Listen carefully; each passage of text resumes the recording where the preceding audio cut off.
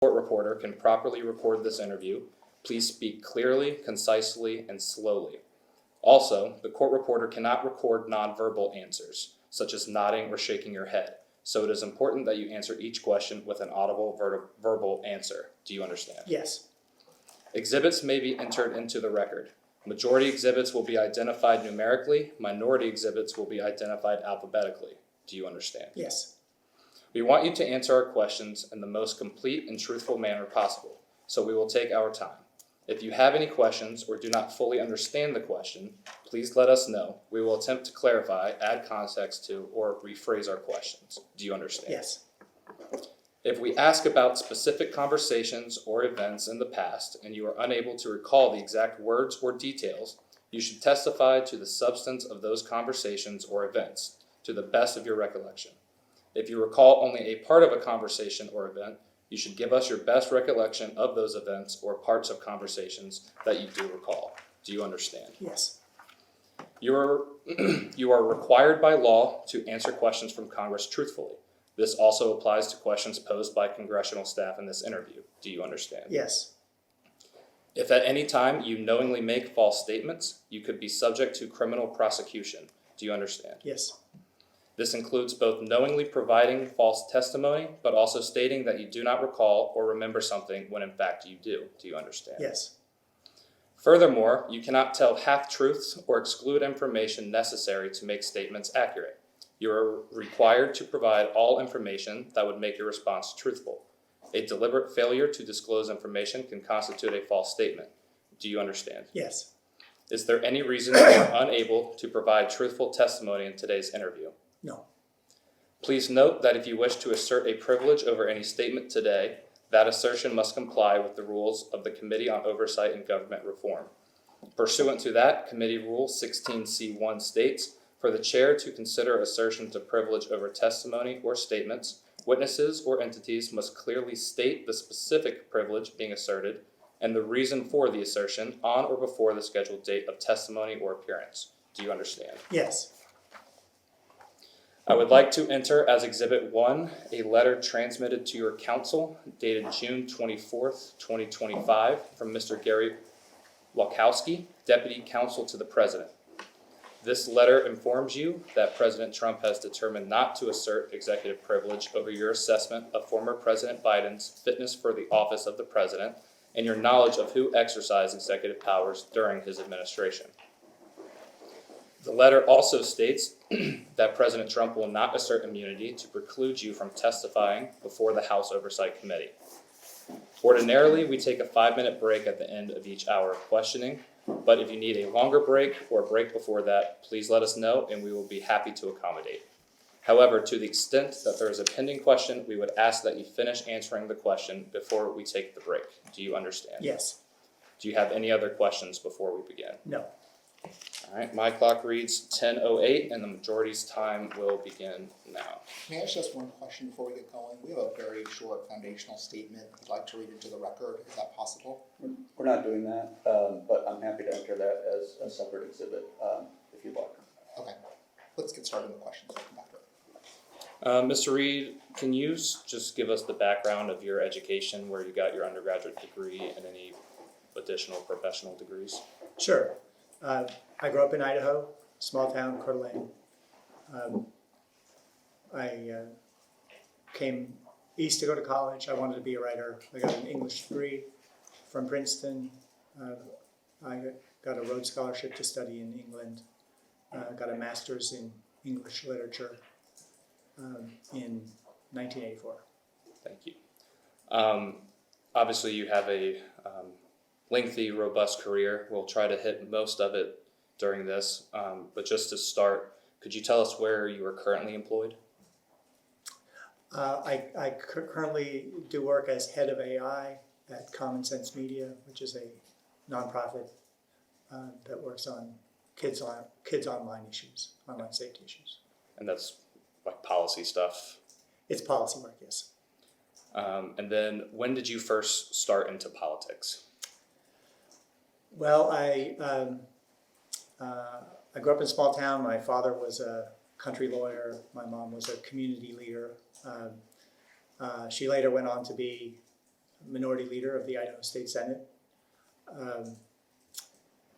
So she had me knocking on doors and handing out candy at parades when I was very young. I didn't see much future in that. That's why I went off to be a writer. I started in politics. I couldn't find a job as a writer in New York City, so I came to look down here, and Al Gore, who had just been elected to the Senate, was looking for a speechwriter.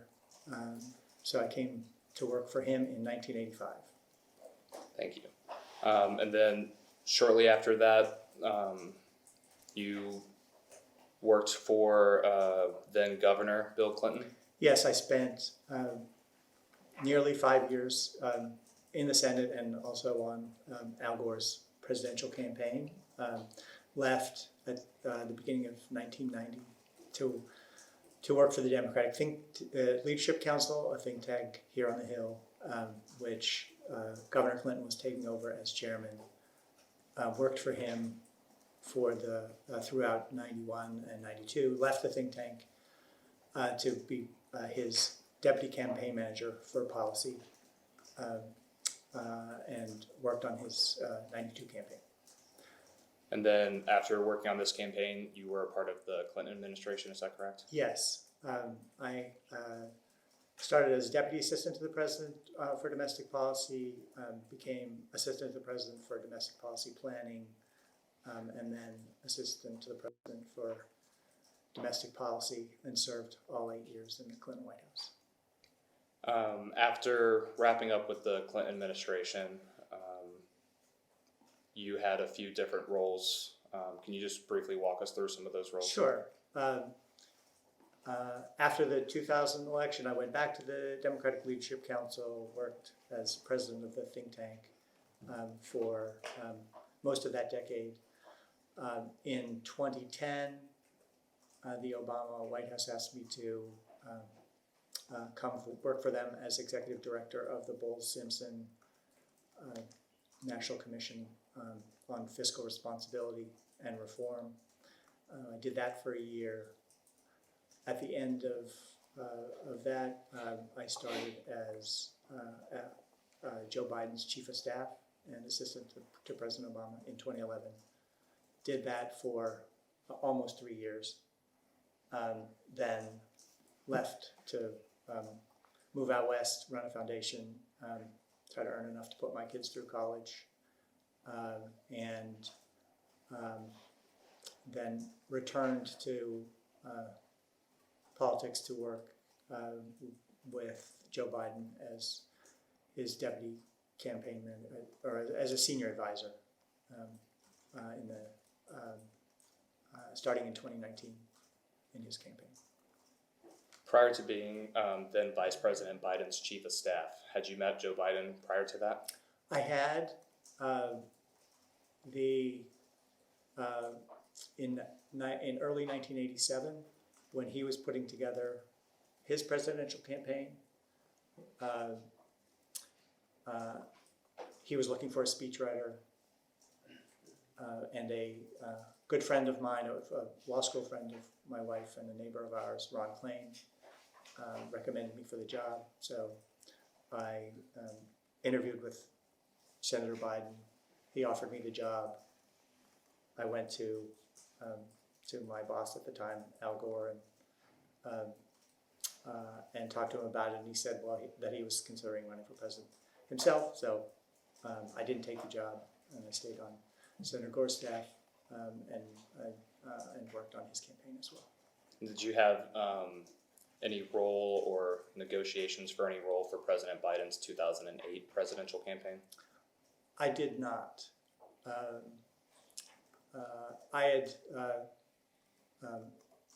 I encountered Senator Biden in the 90s in the Clinton administration when I was doing domestic policy and working on crime issues. Worked with him on the Brady Bill and the crime bill. You mentioned that for the 2020 presidential campaign for Mr. Biden, you were a senior advisor. Yes. What kind of roles, what was your actual role? My role was to travel with him and be a policy advisor it was quite similar to the role I'd had in the '92 campaign with Governor Clinton. So I spent far too much time in Iowa and elsewhere with him in small unsafe planes and vans traveling around the country as his policy guy. And how did you come to begin working on the 2020 presidential campaign? Did someone, He asked me to. President Biden did? Mhm. Through the campaign, When did he ask you? When did he ask you to join? It was, must have been March of 2019. He announced in April.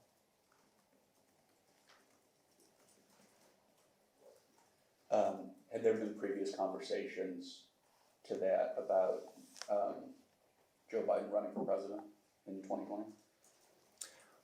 I was mostly working out west, so I wasn't part of many conversations. I'm sure that I was part of some. I don't remember any conversations with him before that time, but I undoubtedly had some with my friends that I knew from the Biden's time as vice president.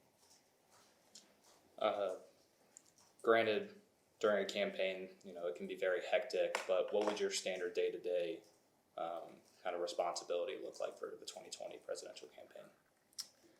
So my entire role was on the road. I don't think I set foot in the headquarters in Philadelphia until the end of the campaign. I may have stopped by the Washington headquarters once, but mostly I just traveled with him, and that meant I'd go along on a trip that was 3 or 4 days long, and we'd work from morning until late at night. Either driving long distances or flying long distances. So it was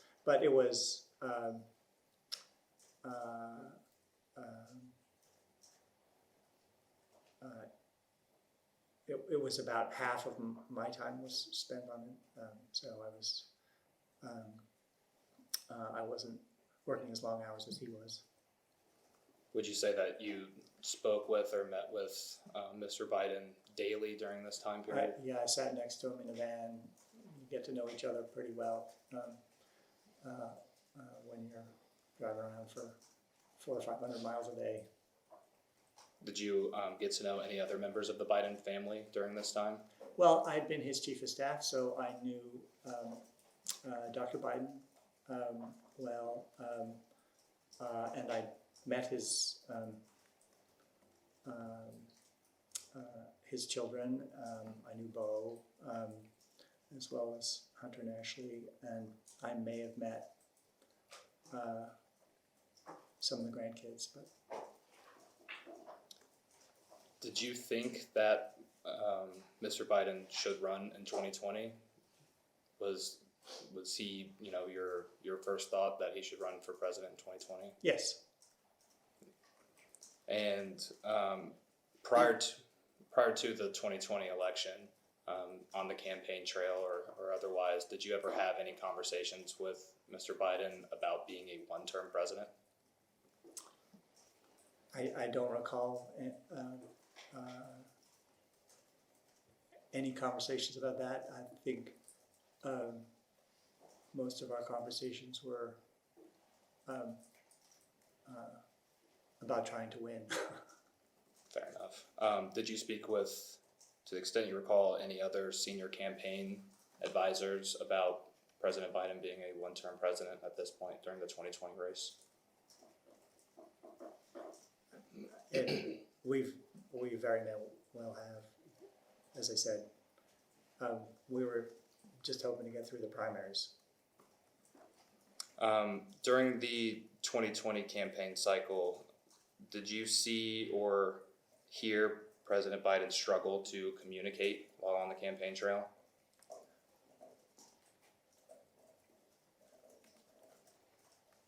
He stumbled over his words. Sometimes he's a good communicator, but often talked too long, and sometimes said things that he didn't intend to say. Just he mixed up words, mixed up names, that kind of thing? He has always talked a little too much, talked a little too fast, and made his share of gaffes along the way. Did you have any discussions with President Biden about the COVID lockdowns and running more of a virtual campaign and how that might benefit him?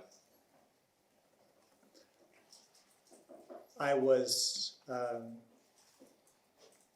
with him on the campaign trail when the COVID emergency was declared, and we shut down campaigning, and I came back to Washington and worked there for the next few months until the campaign started doing events again. Would you travel up to Wilmington at all during this time, or did you primarily stay here? Once he started doing events again, which was on a very limited basis, probably, I guess I must have gone up for the convention, for example, which was in Wilmington. And we did the occasional event. We did a lot of virtual events. And speaking about those virtual events, were you involved in any of the decisions to keep President Biden primarily in Delaware during this time? I was not involved in those decisions, no. You didn't speak with any other senior campaign staff about keeping Mr. Biden in Delaware? I just did events with him wherever and by whatever means I was asked to do. And during this time, Mr. Biden often did his events in the afternoons. Did you have any conversations with Mr. Biden about more strictly scheduling events in the afternoons instead of, in the mornings or later at night? I did not.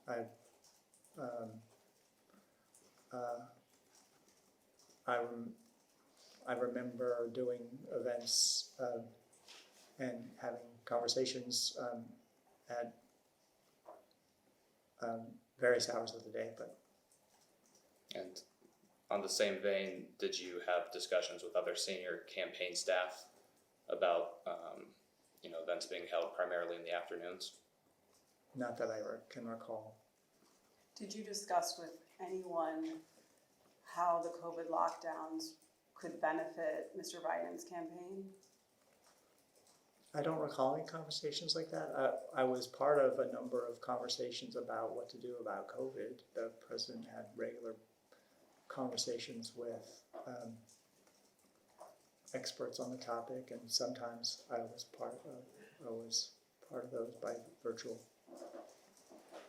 Do you agree that, having worked on other campaigns, that the 2020 election was unique in its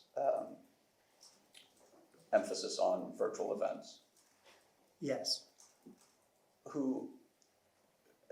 Understanding that you might not have been part of those conversations, do you have any impression about who would have been part of the conversations to make the campaign a more virtual style campaign? As I recall, we did that because, for the same reason we'd stopped campaigning in March, that there wasn't, we couldn't do big crowd events. We didn't want to expose people to COVID by bringing a bunch of people together. And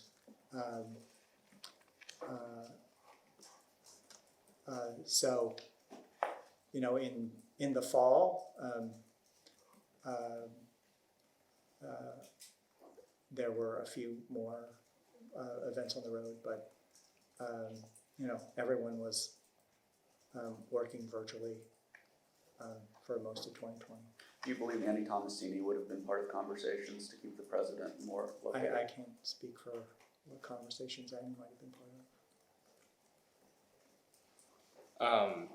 During the 2020 campaign, we'll step back for a second, before the COVID lockdowns happened, did Mr. Biden often use the teleprompter during campaign events?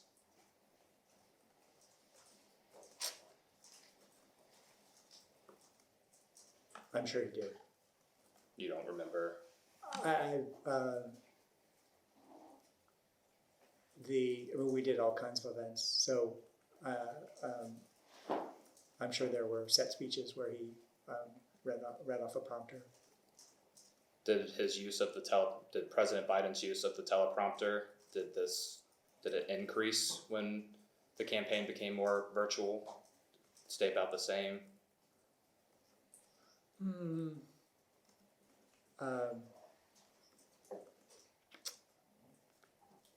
As I said, I wasn't in person at at his house for most of that time, so but I'm sure that he used a prompter for many events, sure. You didn't have discussions about policy points that you wanted to be in a speech or added to a teleprompter? Well, I'd get information to the folks in Wilmington. And the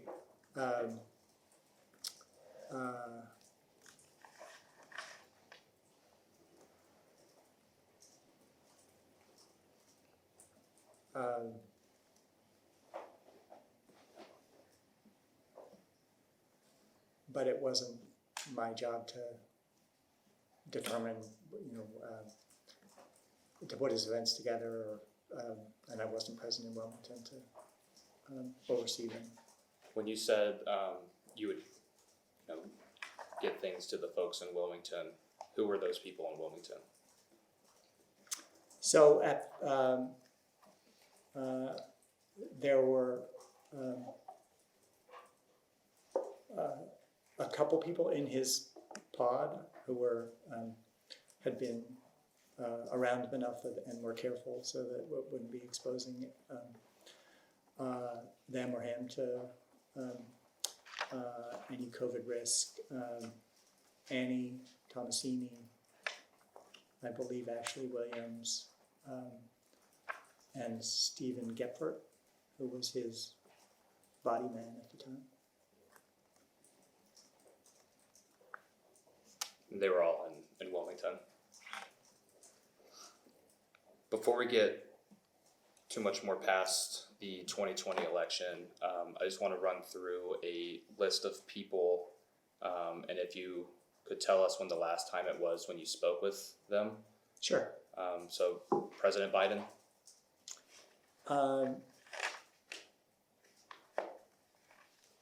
Sometime in June, I couldn't say which day Of this year. of this year. Yeah. And do you recall what you spoke about? He, since he left office, he's had periodic meetings when he's in town with former advisors, often to talk about events that he's going to be doing. I don't remember what the last conversation was about. Do you often give him some type of policy advice or otherwise when he is doing events now?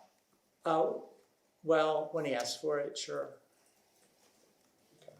When was the last time you spoke to former First Lady Jill Biden?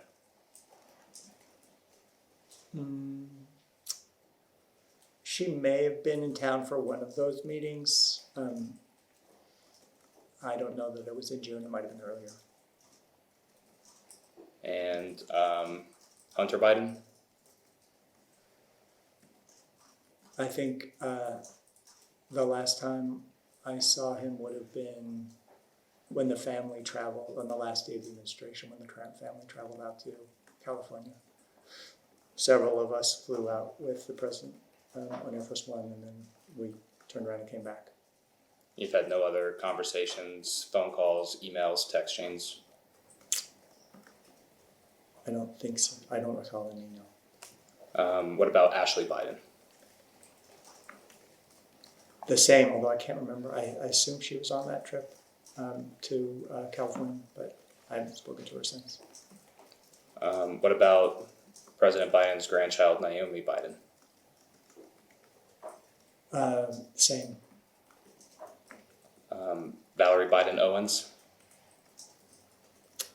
I can't remember if she was on that trip, but if that would have been the last day, inauguration day. Vice President Kamala Harris?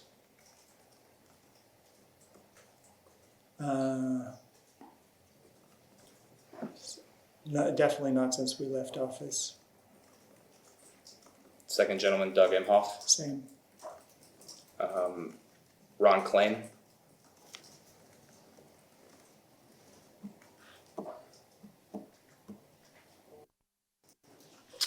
I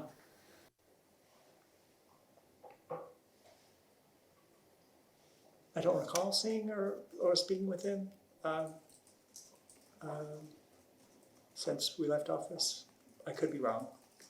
Do you remember any conversation with Mr. Klain about potentially working for former President Biden after he left office? Could you clarify the question about Ron working for him? I'm sorry, about, have you ever had do you recall a conversation with Mr. Klain about you working for former President Biden after former President Biden left office? I don't recall any conversations with Ron about that. Have you had any conversations with anybody about that? Before we left office, the president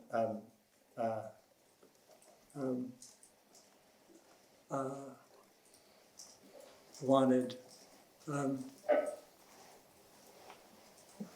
advisors to keep working with him. Never anything formal, and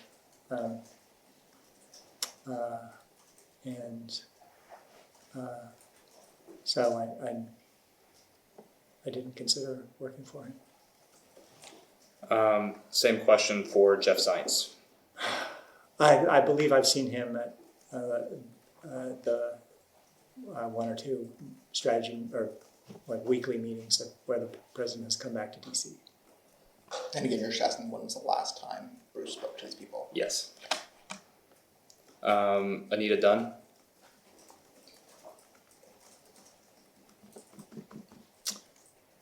I don't recall seeing her since we left office. Any other conversations, phone calls, emails, text? No. What about Mike Donnellan? Mike has come to the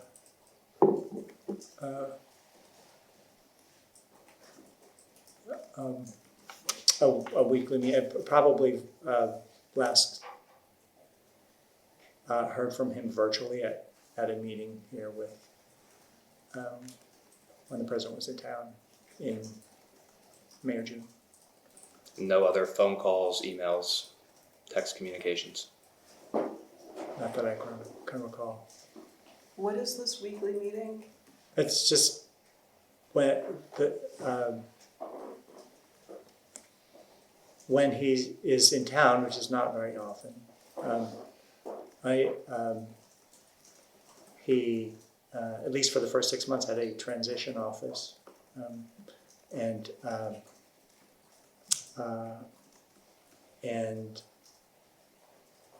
so a few of us would spend an hour or two just talking with him.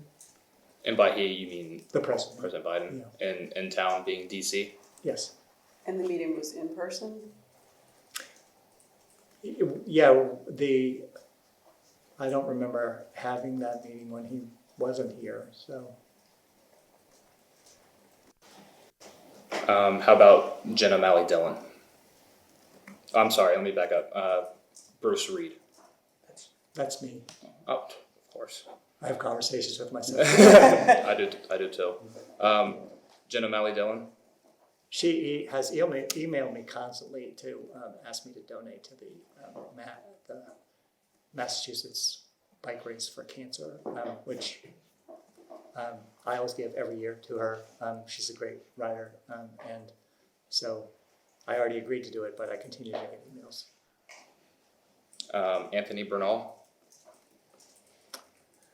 Probably the last time I saw him would have been the last time I saw Dr. Biden in the transition office sometime in spring. No other phone calls, emails, or text Not messages. that I can recall. Andy Tomasini. I've had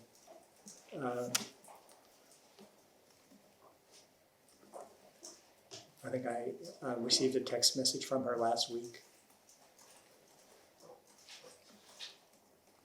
And what was that about?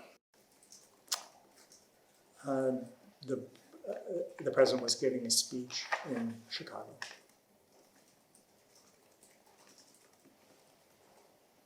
Neera Tanden. I went to see her shortly after she was named president of the Center for American Progress. So that would have been February or March. Ashley Williams. I saw her at the transition office the last time I was there in June. No other conversations, emails, texts? No. Dr. Kevin O'Connor.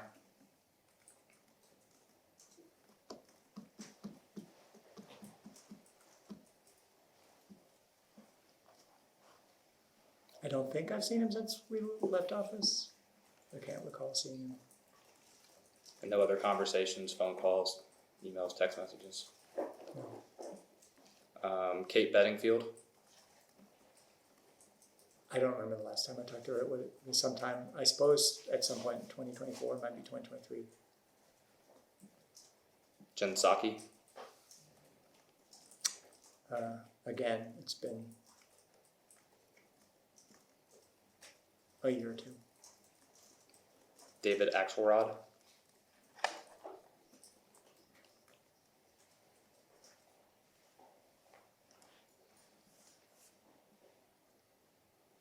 A couple years, I couldn't say for sure. And Corinne Jean-Pierre. Saw her the day we left office. No other phone calls, text messages, emails? I don't think I've run into her since. Have you discussed this interview with anyone other than your counsel? No. Have you discussed this interview with President Biden at all? No.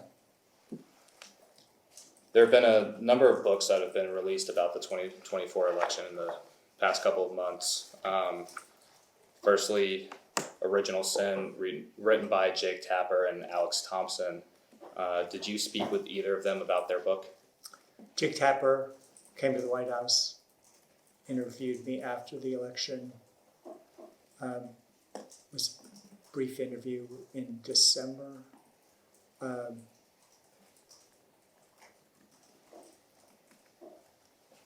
Do you know of anyone else who spoke with Mr. Tapper or Mr. Thompson for their book? It was arranged by the comms team. So I don't, I believe he spoke to other senior staff.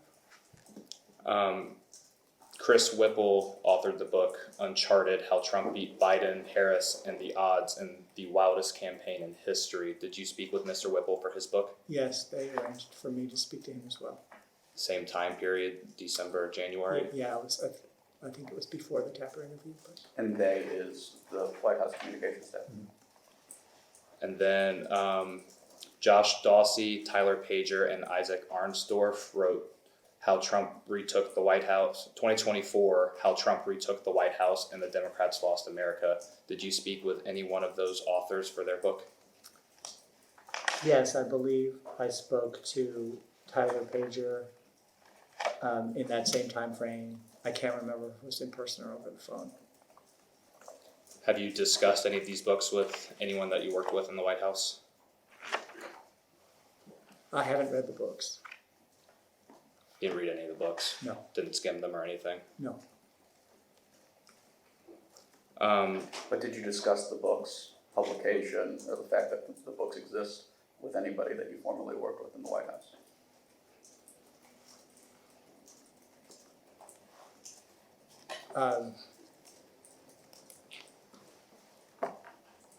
I think Steve Ricchetti called to complain about them. He complained about them here. Do you remember what his complaint was centered around? I'm sure you got a good sense of that from him.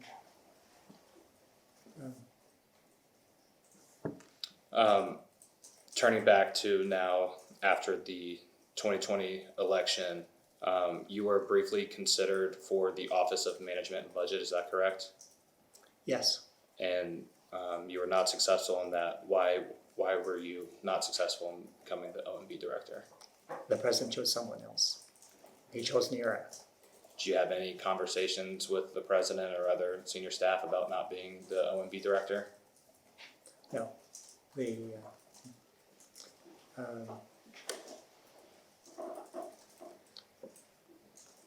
no.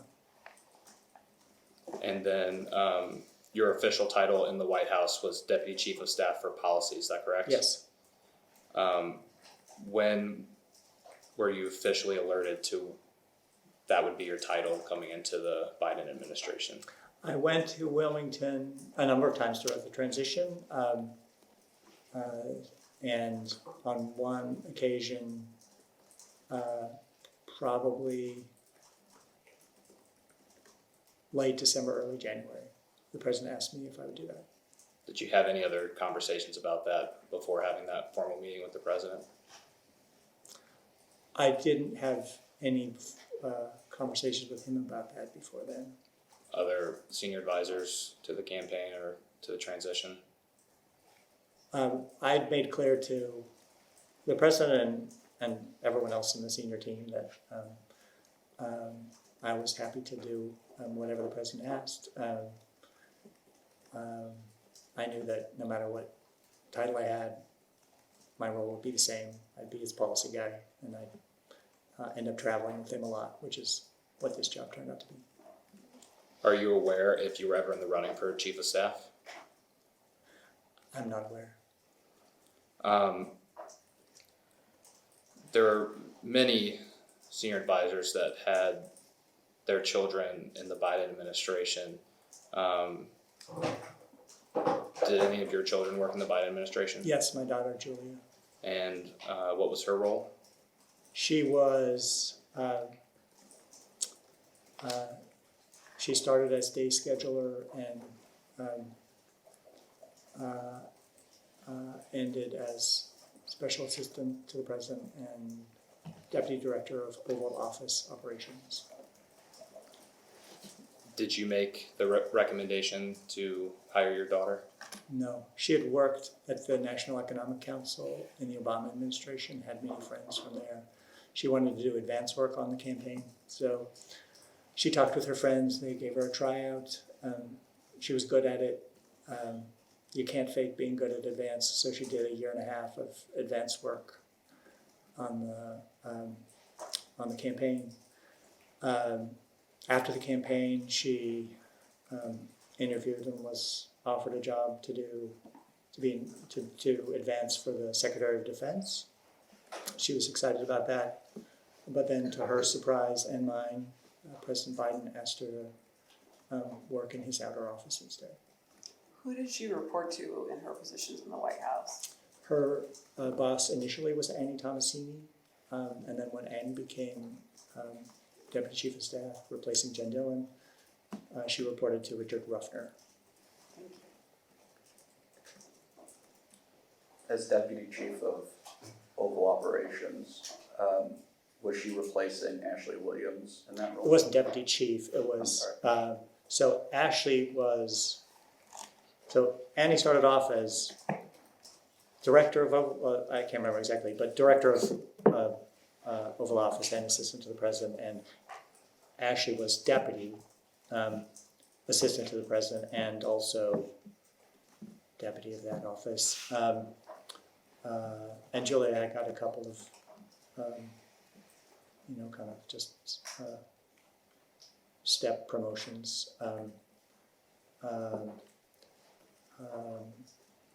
And she was one of 4 people working in what they call the outer oval.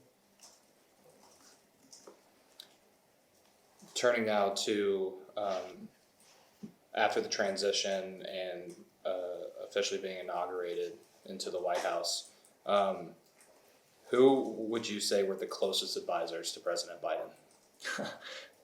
I can't speak for him on that front. He had a number of people who'd worked for him a long time. And you can get a sense that some were closer than others. What's the phrase that my former colleague Gene Sperling used to say about us? We may not be particularly good, but we're here a lot. So there were a number of people in that situation who had been around Joe Biden for a long time.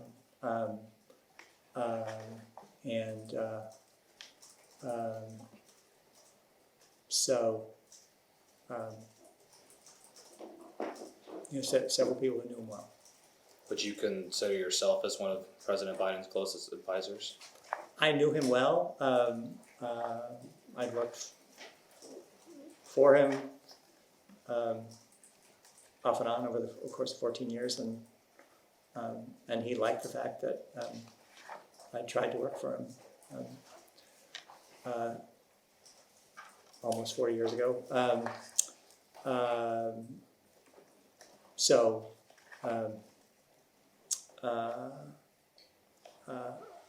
But I had a distinct role as his policy guy.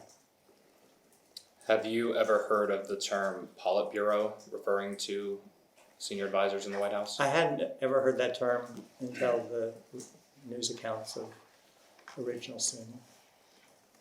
How about the term poobahs?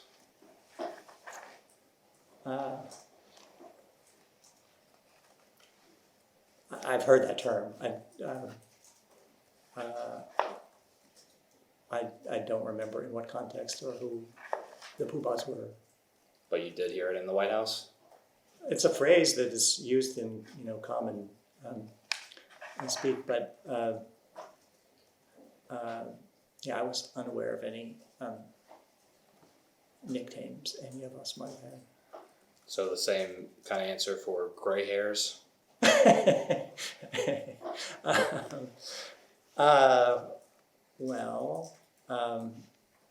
I'm old enough to have gray hair, but I don't yet, luckily.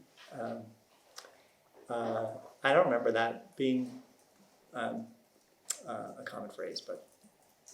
And then how about triumvirate? No, I don't remember that. Any other terms that you can remember in reference to the closest senior advisors in the White House? No. Senior staff, I guess. That's kind of what we called ourselves. Senior staff? Mm-hmm. What qualities did President Biden admire the most in his staff in the White House? He was a very demanding boss. So he wanted people who knew their stuff.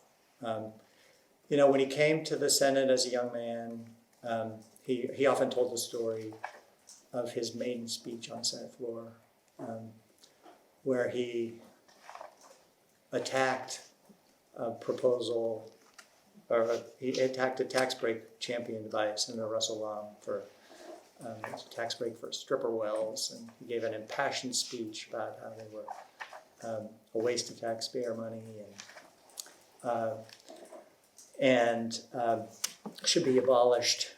But to his chagrin, Senator Long came out on the floor and said, could I ask the distinguished gentleman from Delaware, have you ever seen a stripper well? Do you know how they work? And Biden was completely humiliated because he had no idea what a stripper well was. So he swore to himself he was never going to let that happen again. And he has over-prepared ever since. He often says he was grateful that he lived in Wilmington because that gave him 90 minutes to prepare for whatever he was going to do that day. And he had, you spend 36 years on the Hill and another 12 in government. That's a lot of staff. And he had a system for how to break them in. And that was to pummel them with questions, to ask them anything you could think of on a topic, just probing to see what they didn't know. He wanted to find the limits of our knowledge so he knew whether to trust our advice. So the thing he valued most was if you knew your stuff, if you could speak plain English, if you could take a policy idea and communicate it to an ordinary person and have them understand what you're talking about. He would always say, pick up the phone, call your mother, read her what you just proposed, and let me know if she understands what you're talking about. And I think he valued people's political judgment, not necessarily their leanings, so much as if they could see where the ball was going to bounce, if they knew whether the idea that they were pushing was going to go over well or was going to bomb. Would you say that being an honest person is important to work in the White House? It's an important quality everywhere. Being organized, is that an important quality to work in the White House? It helps. What about being loyal? That's important at work, important at home, important in life. What about having a good memory? Is that important to working in the White House? I think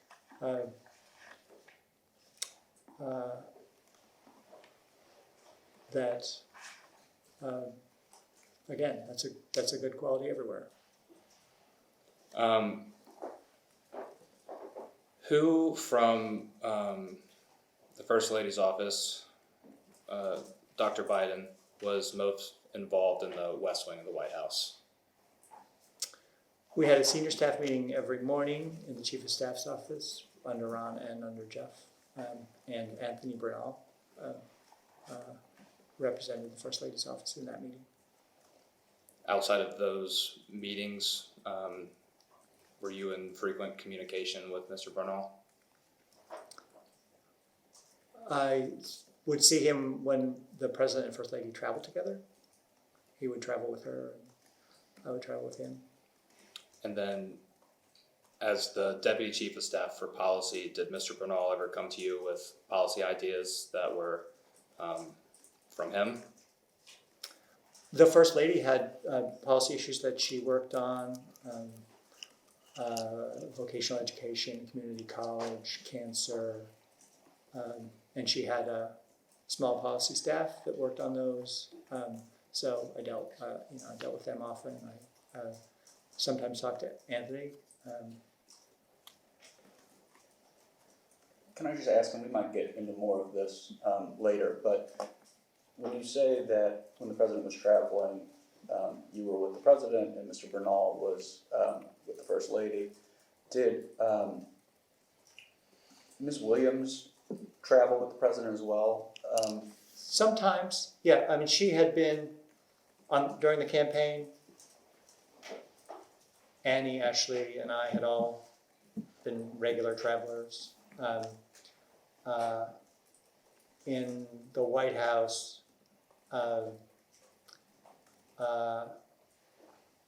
Annie and Ashley would often trade off. because Annie's job required her to be in the White House a fair amount because she was helping to plan schedules for the next event.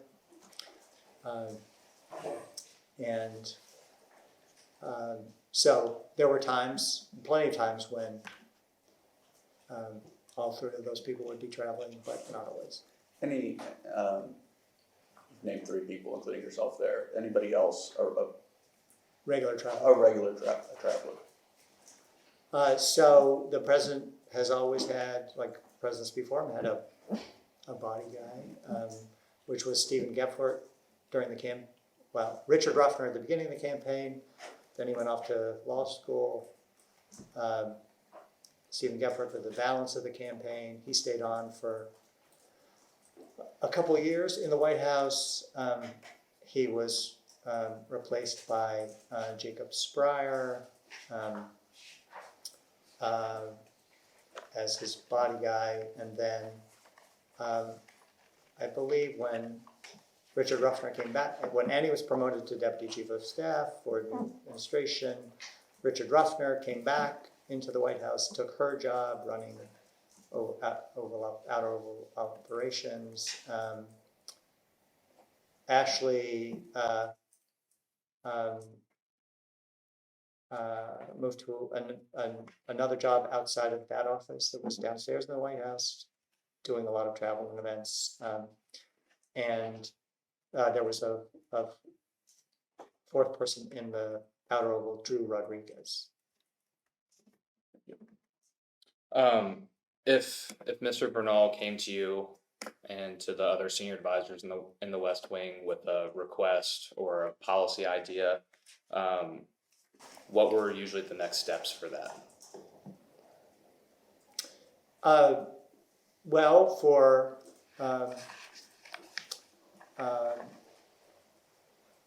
any policy idea, first, is it a good idea? Second,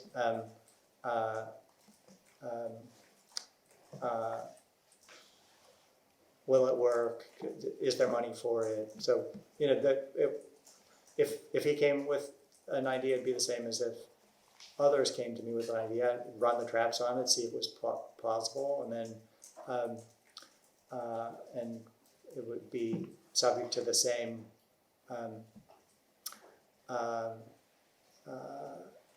constraints as any other proposal. If it wouldn't work or we couldn't afford it, or there was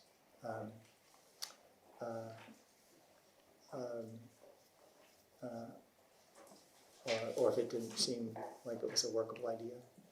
So Mr. Bernal's ideas, and by extension of that, Dr. Joe Biden's ideas, they didn't carry any additional weight or sway with you when it came to making a policy determination? Well, she had a lot of good ideas. So, as I said, she was especially active on community college and voc ed and cancer, which are all priorities of the president as well. Did you ever hear anyone say that it wasn't worth fighting or second guessing Mr. Bernal when he came forward with any ideas or recommendations? I don't recall anyone saying that.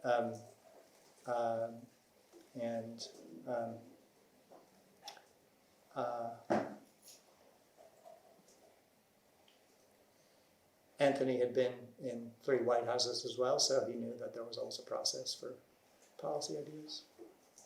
And did you ever hear Mr. Klain say you don't fight City Hall when referencing requests made by Mr. Bernal?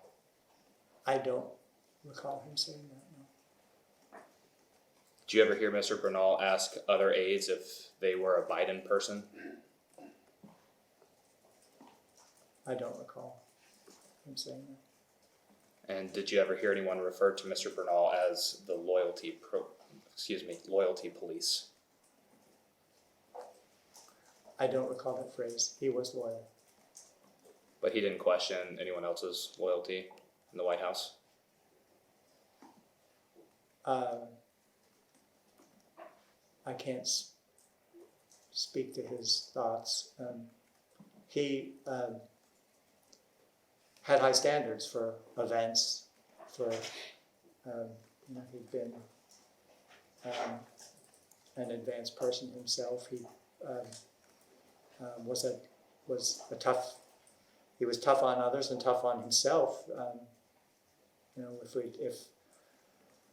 If he got praised with his senior staff for a state dinner that everyone thought was an A+ event, he'd say maybe B+. So.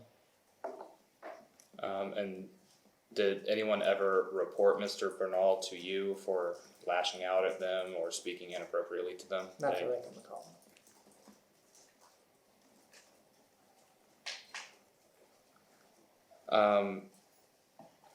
It's been widely reported that President Biden could have a bit of a temper at times. Did you ever experience President Biden's temper at you? As I said, he was demanding. He wanted people to know their stuff. And there were plenty of occasions when he was frustrated that we didn't know what we were talking about, or that we were doing an event that he thought was a bad idea. Did you ever have any fears of delivering any bad news to President Biden?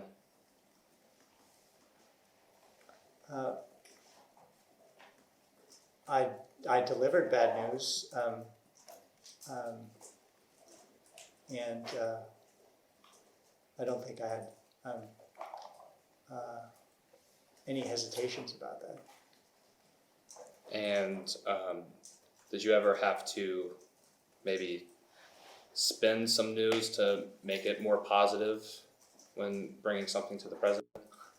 You can't hide bad news from Joe Biden. Like he would say he's Irish through and through. He doesn't own a pair of rose-colored glasses. Everything is pitch black. Sometimes we'd have to get him to level set and realize that something wasn't as bad as he thought it was. But there was no point sugarcoating things for him. Was there ever any sort of effort made to insulate President Biden from the people that were outside that senior advisor role? No, he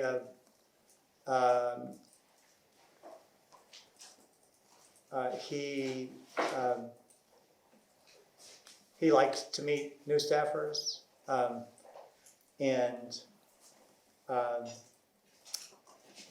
he held them to the same standards as he always done. So there were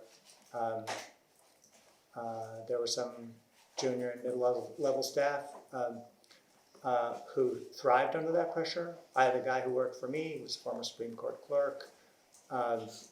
He came and briefed the president on a range of domestic issues. And the president said to him, "You know things. I want you in every meeting." There were others who came in thinking, "This is so exciting, I get to meet with the president." And then he asked them a series of questions that they had never thought about. And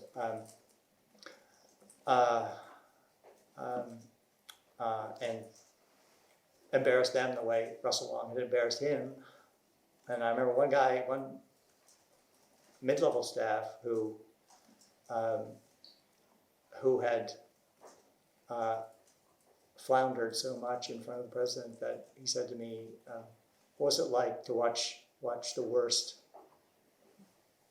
first briefing of a president ever?" And I told him, "This is nothing new." Did you ever hear any complaints about staff regarding access to the president?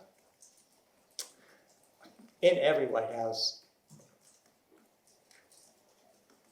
lots and lots of people want to be in every meeting. And so in every White House, people complained that they weren't, they weren't at this meeting with the chief of staff, or they weren't at this meeting with the president, or they didn't get to go to this event. It was, I think this was a very meritocratic White House. If you knew your stuff and the meeting was going to go better with you present, you got to come. If you were just going to be there for the thrill of being with the president, you shouldn't come. And often, President Biden did not like big meetings because if there were 10 chairs gathered in front of his office, in front of the Resolute desk in the Oval Office, he'd look at us and say, "Is anybody still working?" And the larger the meeting, the worse it got in that regard. So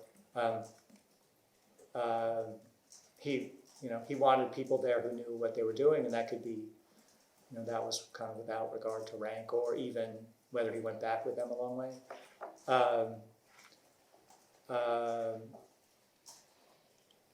So I don't think that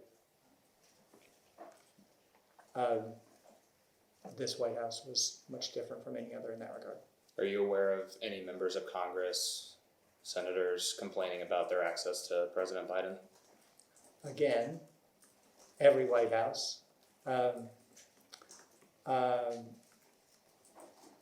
And I think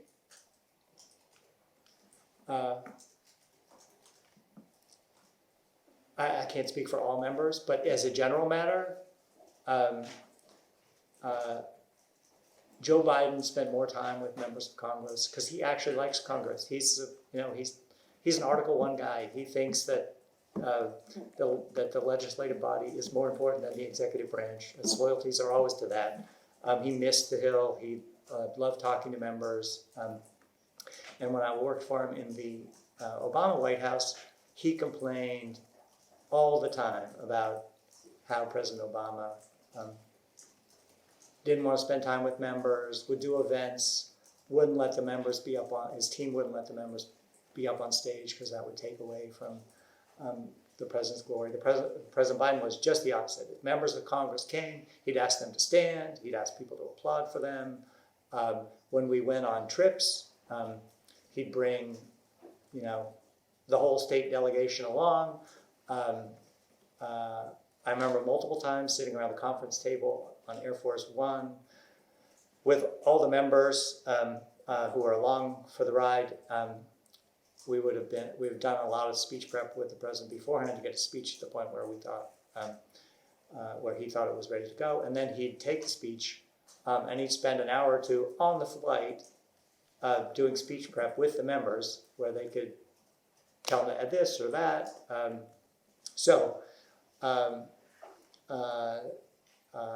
Again, not every member is ever happy with what a White House is doing, but he bent over backwards to involve as many as he could. And lastly, same thing for cabinet members complaining of access. Same thing. Every White House, same drill. There are cabinet members who want more time for their issue. There's a lot of cabinet agencies. It's a big cabinet. Everybody feels the obligation to push for what their employees are working on. And Biden's approach was,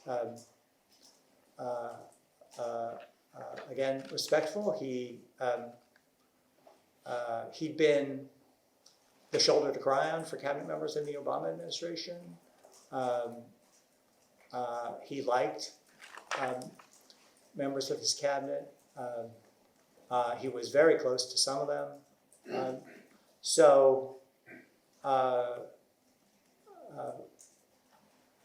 But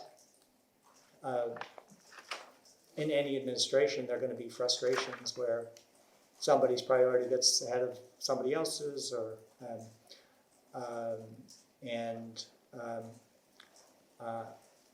And no president can see every member of his administration, every member of his cabinet, every day. So We'll go off the record.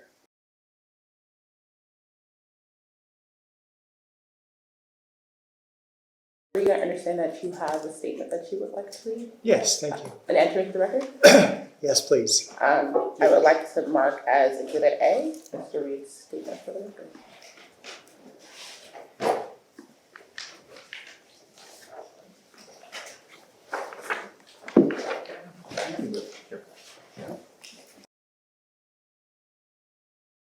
Thank you. My name is Bruce Reed, and I served as the Deputy Chief of Staff for Policy to Joe Biden. I'm appearing here today voluntarily in response to a request from Representative James Comer, Chair of the Committee on Oversight and Government Reform in the House of Representatives, that I participate in a transcribed interview related to my work for President Biden.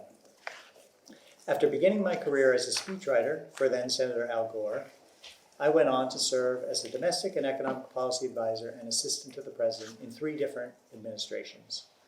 From 1993 to 2001, I served as domestic policy advisor to President Bill Clinton. In 2010, I worked for the Obama White House as executive director of the Simpson-Bowles Commission on Fiscal Responsibility and Reform. From 2011 to 2013, I served as chief of staff to then Vice President Biden and policy advisor to President Barack Obama. And from 2021 to 2025, I returned to serve as President Biden's Deputy Chief of Staff for Policy. I understand that the committee is interested in understanding President Biden's mental and physical faculties. In my role as Deputy Chief of Staff for Policy, I was one of several senior staff members who advised the President on the litany of decisions presidents must make every day. Joe Biden had waited a long time to become president. After 36 years in the Senate and 8 years as vice president, he relished the chance to make decisions he'd watched other presidents make. I watched him make many difficult decisions in meetings with his policy advisors and in setting the agenda for the annual State of the Union address.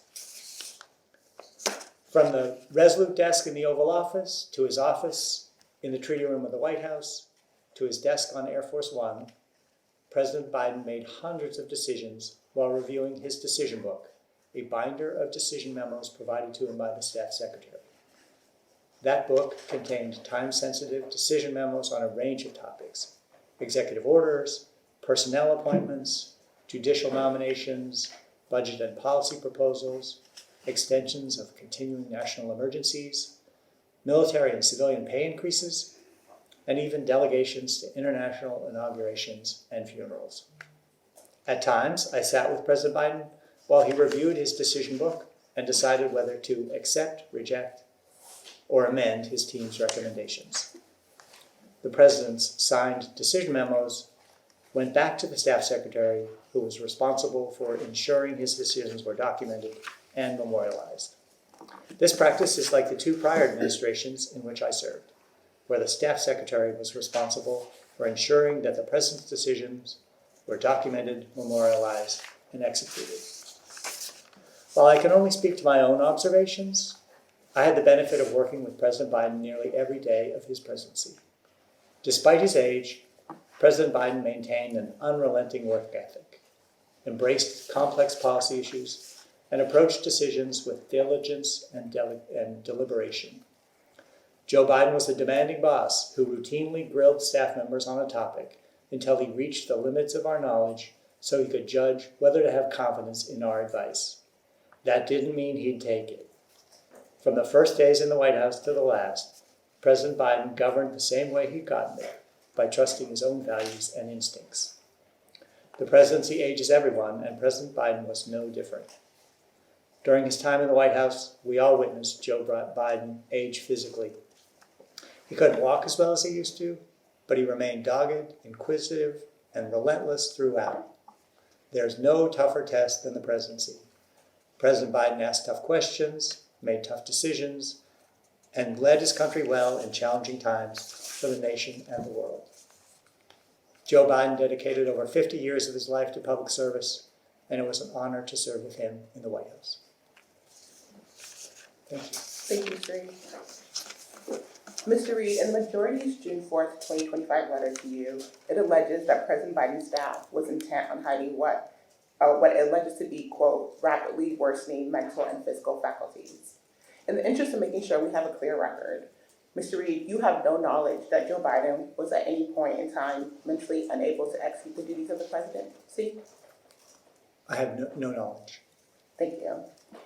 And to your knowledge, did anyone in the White House at any point during Joe Biden's presidency ever make decisions to issue any presidential memorandum in Joe Biden's name without his knowledge or authorization?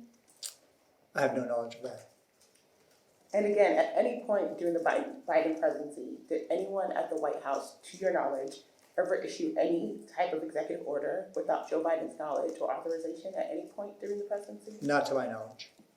And apart from instances in which Joe Biden delegated authority to Vice President Harris while he was undergoing a medical procedure, did anyone, to your knowledge, ever step in to carry out the duties of the presidency in Joe Biden's place because he was unable to do so? Not to my knowledge. And I'd also like to turn to, you've worked at many administrations, correct? Yes. And you said that people always complain about the lack of access to the president. Yes, they do. Did you ever prevent President Biden from meeting with a member of the House of Representatives out of concern of his mental acuity? No. What about senators? No. Members of the cabinet? No. And White House staff? No. I'll turn it over to you. You mentioned during the hour with the majority loyalty as one of the qualities. It wasn't the first thing you listed, even the second or the third. There has been sort of in the media some suggestion in some corners that loyalty to President Biden or the Biden family was in some way inimical to the obligation to serve the Constitution or the presidency itself, that maybe people were putting the interests of loyalty to Joe Biden over other values, fidelity to the Constitution or the office of the presidency. Can you speak to that a little bit when you talked about the value of loyalty to President Biden? Sure. So, well, Joe Biden ran for president pledging to honor the Constitution, swore an oath to the Constitution, and that was his first priority. And I can say I can't speak for everyone, but I know for myself, it is such a privilege every day to walk through those gates, enter the White House, and have the chance to serve your country. It's a hard job. And it's incumbent on anyone who holds one of those jobs to do what they think is right, to do right by their country, to give it their best, and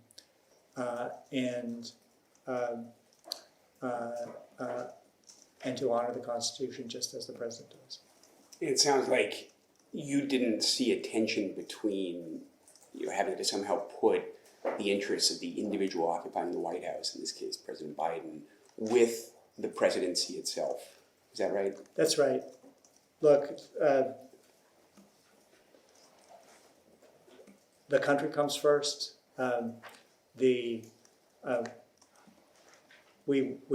worked for the president, and we did everything we could to help him advance his agenda and to get his message across.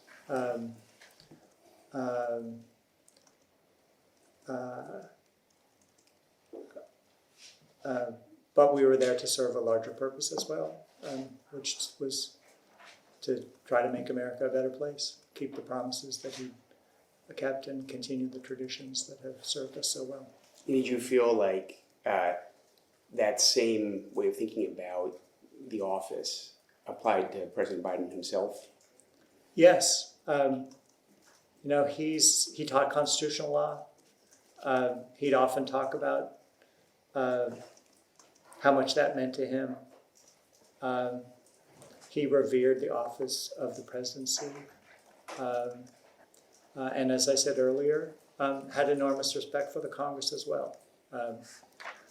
he wanted the system to work, and wanted us to do the right thing, wanted us to do the jobs that he'd asked us to do. You've touched on how difficult the job can be. I do want to go back just to the 2020 election, which of course is before he was president. In the last hour, there was a little bit of back and forth about virtual events during that race, being in Delaware, I suppose, on the campaign trail or doing things live. You did answer this, but just for the record, what was going on in the world during the 2020 general election? There was a pandemic, and it was a very hard time for the country. And Joe Biden wanted to put safety first. He did not want to put anyone, his staff, his supporters, or anyone else in harm's way. And that's why, that's why we shut the travel down in the primaries. That's why he was careful not to expose all of us or the crowds that we would draw at an event to harm, and tried to do what the pandemic experts were recommending, which was wear a mask, stay in your pod, don't take unnecessary risks. And then I think we should just make some of the subtext a little clear on this point. There was no thought about using the pandemic as a way to hide President Biden from the world during the 2020 campaign because of some sort of mental... No. But people got to see a lot of him. They got to hear a lot of him. So he was still campaigning. He was grateful when he had the opportunity to actually do a little bit of travel because, look, he's a fingertip politician. He loves crowds. He loves to meet people. That's why he got into the business, because he's a people person. So, he missed out on so much because of the pandemic. We didn't have a real convention. We had, one of those honking conventions where a few people got to sit in their cars and we had honk lines instead of applause lines.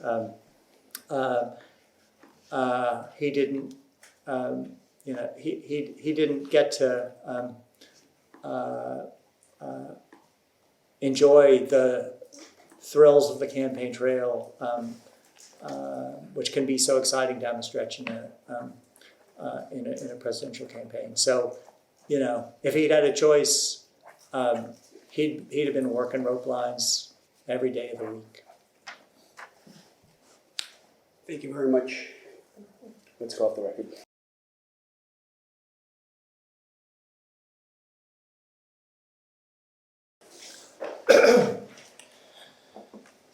Mr. Reed, we'll move now towards more of your role in the White House. And just to get started, can you inform us to what, granted things obviously fluctuate in the White House, but what a standard day would be for you? Sure. So, I generally get up around 4 a.m, so I could read the news and read through the president's briefing book, which I get by email overnight, and just spend a couple of hours being ready to face the day ahead. We had a senior staff meeting in the chief of staff's office. The time varied. It was, I think, 7:45 under Ron and 8 or 8:15 under Jeff. Then another senior staff meeting with a larger group of that included kind of all arms of the White House, and those would be over by 9. And then every day was different. If we were traveling, I'd those trips would usually leave late morning and come back, depending on how far we went. We could, if it was just a short hop, we might be back by 6, but often it was 8 or 10. And then, same drill the next day. If it was a regular day at the White House where the president wasn't traveling, then my schedule depended on his. I didn't do national security meetings. I just did domestic economic policy, and then usually all his events. So I'd go to speech preps and event preps, and then sometimes he'd call me into the White House to work on decisions, or we would occasionally have the chief of staff would have a hold for Ron or hold for Jeff meeting where a handful of advisors would come in to talk to the president about whatever topic was most urgent that day. Then there were policy meetings. There were probably 3 or more chief of staff policy meetings in the chief of staff's office with the various policy councils. And then I met with the head of or representatives from every policy council and some other offices in the White House once a week. So a lot of meetings in my office, a lot of meetings in the chief of staff's office, a lot of impromptu and scheduled meetings with the president. And then if he had events in town, I'd go to those with him as well. And obviously it sounds like you're very intricately involved with the president and the day-to-day. What was it like to get access to meet with President Biden? Did you have walk-in privileges to go into the Oval Office? I'll leave it there. Did you have walk-in privileges to go into the Oval Office? I came to meet with him when I was asked to meet with him, and sometimes the door was open, but I tried not to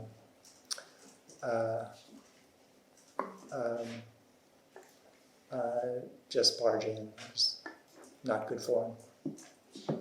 So If the president wanted to see me, I came in.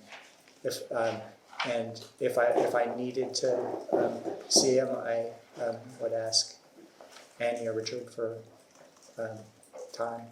So you didn't necessarily need to set a formal block on the schedule to meet with the president. You could walk up to the door or walk up to Ms. Tomasini and say, "Can I have 5 minutes?" and go and meet with the president.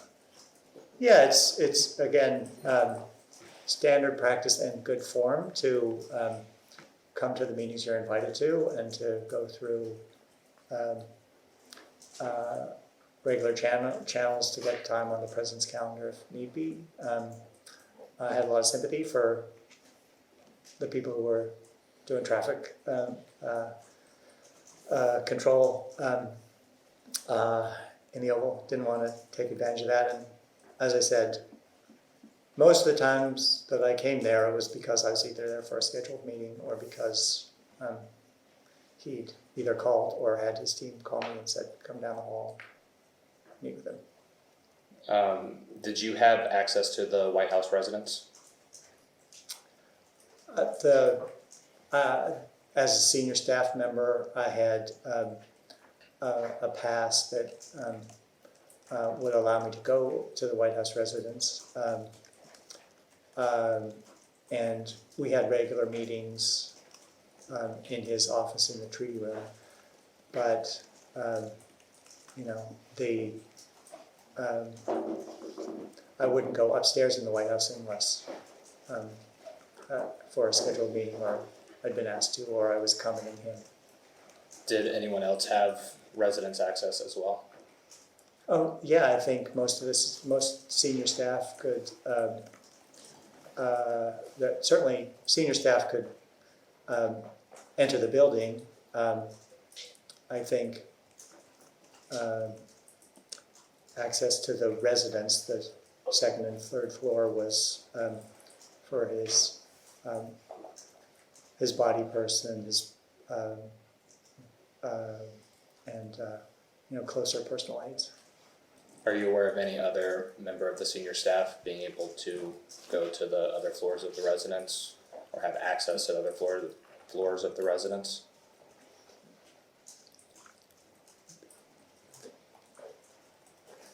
To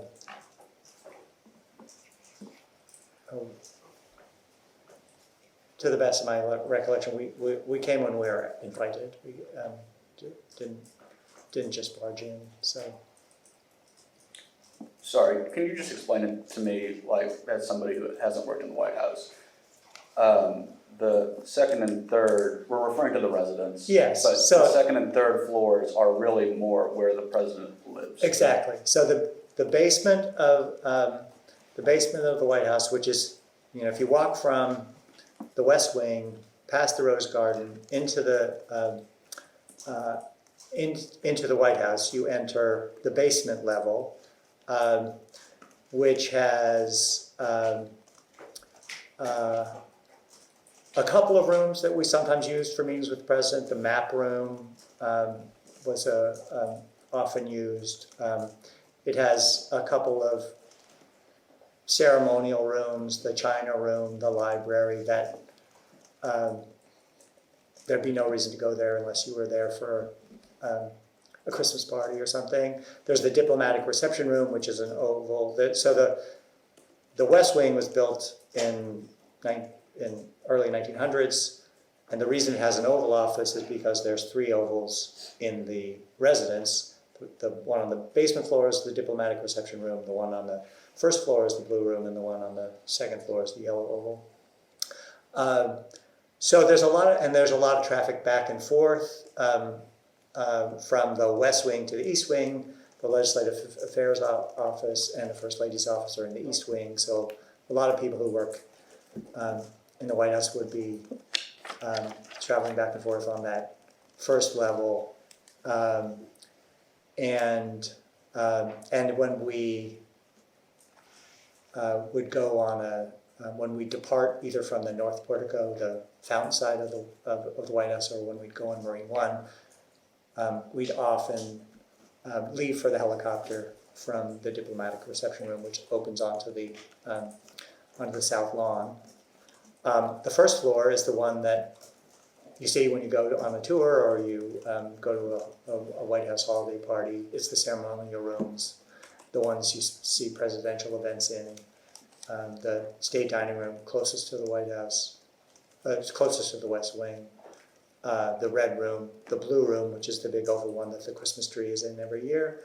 The green room, and then the East room where presidents tend to do press conferences and meetings with national governors and so on.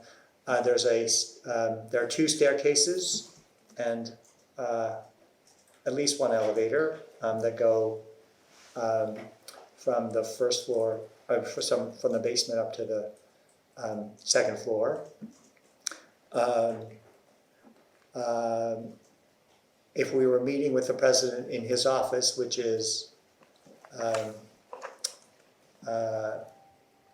on the treaty room, there's a ceremonial staircase, which you can sometimes see in wide-angle shots of a press conference. It's a red staircase that goes up to his office. Let me see if I can get all these right. On the second floor, there are big windows on the west and east. One faces the west wing, the other faces the Treasury Department. In between that, there are a couple of bedrooms. There's a long center hall with couches and artwork. There's the yellow oval, as I said, which faces the monuments. There's the treaty room, President's office, which also has a good view of the monuments. And then there's the Lincoln bedroom. And as a general matter, most of my time in that building, there's also a third floor where there's a solarium where, with a view of the mall and a couple of other rooms. Most of my time would have been on the ground floor, except for presidential events on the first floor, and then on the second floor, a lot of time in the treaty room. Sometimes we used other rooms for tapings, but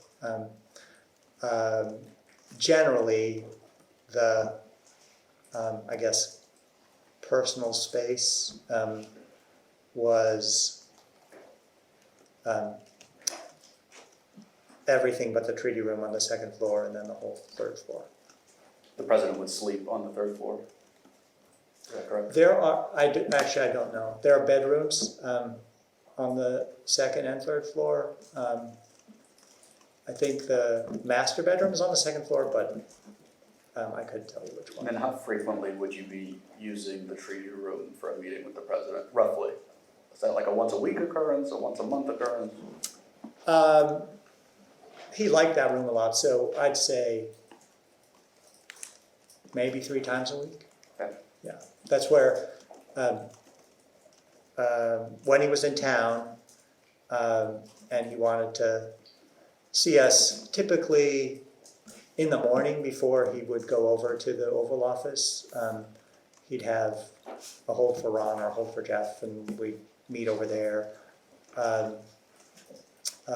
Sometimes we used it for speech prep. We did a lot of State of the Union work in there. A lot of, State of the Union thank you. work. And often if he had if he'd already gone over to the White House building for a late afternoon event or evening reception and we had more work to do, we'd either do it in the map room or in the treaty room. Sometimes we'd go back to the Oval Office, but the treaty room is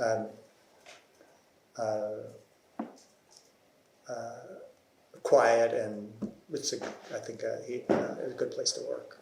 Would you be shocked if you saw, for example, Secretary Austin over there in the treaty room? Well,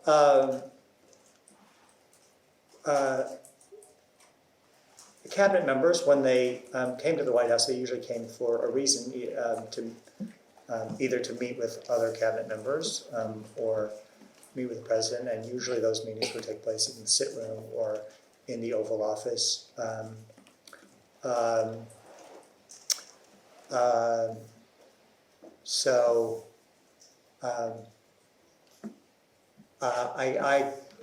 can't say,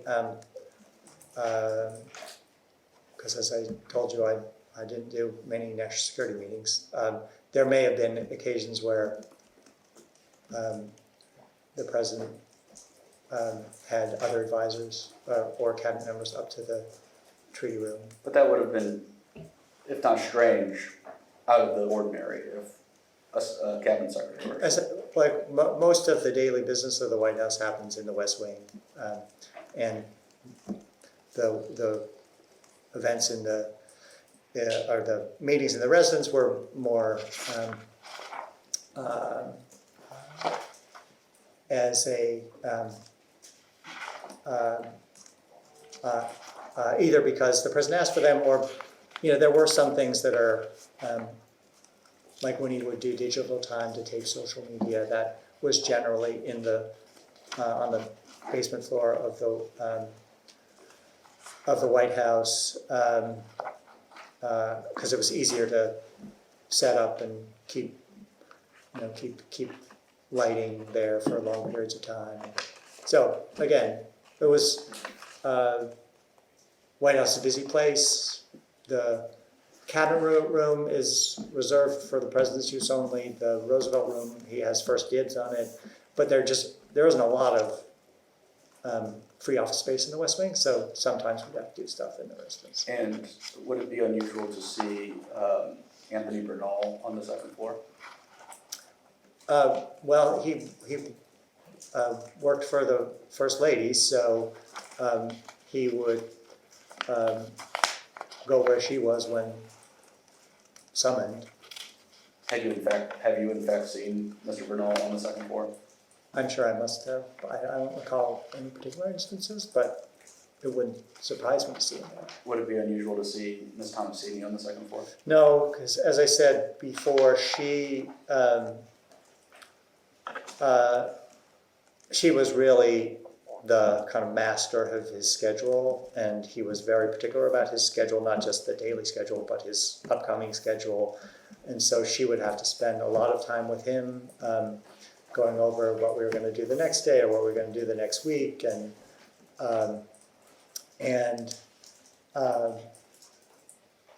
so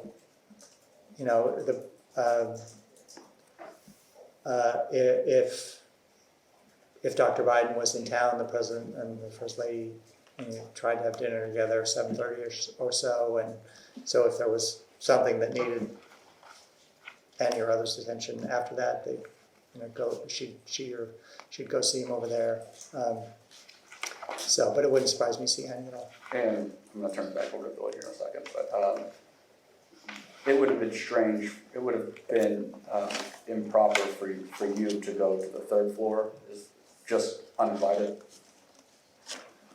I don't know if I would have gotten in trouble for doing it, but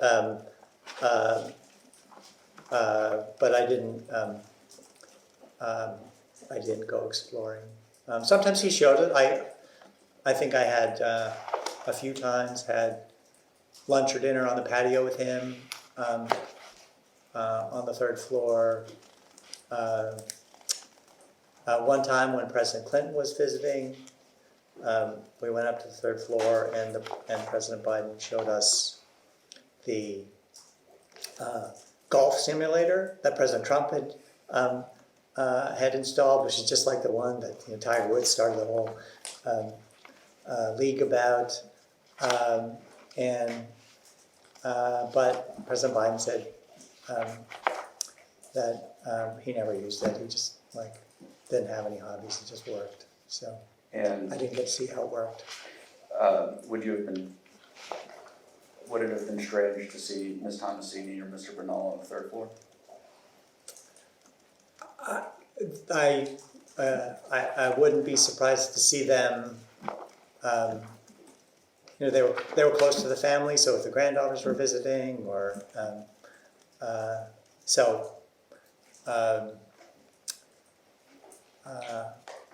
I can't recall a specific instance of seeing them there. As I said, I was there a few times, and it's it has a view you wouldn't forget. So I couldn't say how often they might have been. And you said you didn't go exploring, and you didn't go to the second or third floor really without an invitation.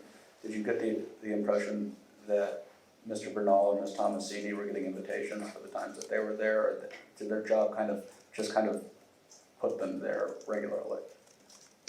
I think their job put them in close proximity to the President and First Lady regularly. Thank you. Did they have any different demarcations on their badge that allowed them to go to the second or third floor, different from your own badge? I don't think so. The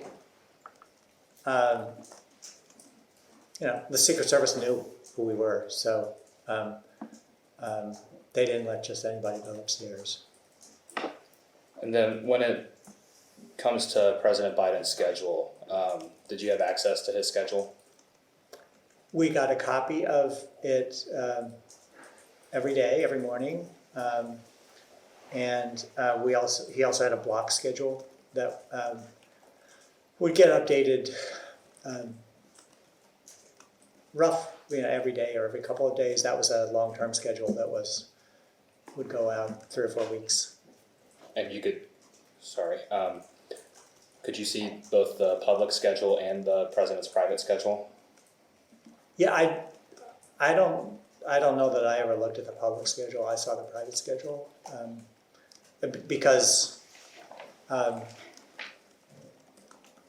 needed to look at it to see how many meetings I was down for, and then I followed the block schedule closely because that had a forecast of where we would be traveling and how many days I'd be away from home. So. How often, or let me back up, what time usually would President Biden come into the Oval Office, West Wing area in the mornings? Typical day for him was he'd work out with his trainer somewhere in the residence. He'd do the Peloton. He'd do a lot of planks, which he complained a lot about. Then quite often, then he'd go get shower, get cleaned up, get dressed, and ready for work, and then have us, often we'd have a either scheduled or impromptu hold for Jeff or hold for Ron meeting in the treaty room where we'd spend a half hour or 45 minutes updating him on events overnight. He was particularly interested in what was going on in the Hill, so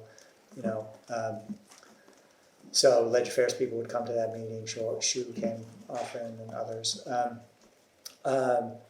And he'd have a breakfast muffin, call a member or two, and then I think usually first scheduled meeting was the 10 o'clock presidential daily briefing, which took place in the Oval. I didn't participate in those, but that's the one internal meeting that shows up on the public schedule. That's been a tradition for White Houses. And that, I think, is supposed to go an hour. There's a lot going on in the world, so it often went an hour and a half.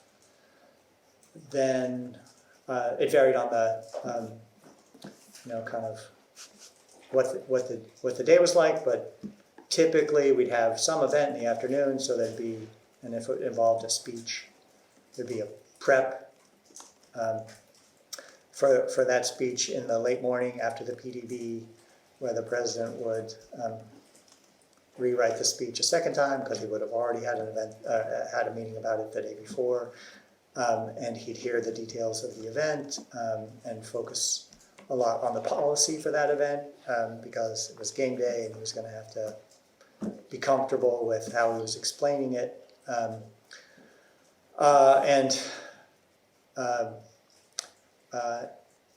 Joe Biden liked to rewrite speeches endlessly, so that could a speech prep could go an hour and a half. Then he'd have lunch, a brief lunch, usually in his study, the dining room off the Oval Office. Sometimes bring one or more of us in there. Sometimes watch cable news. Then in the afternoon,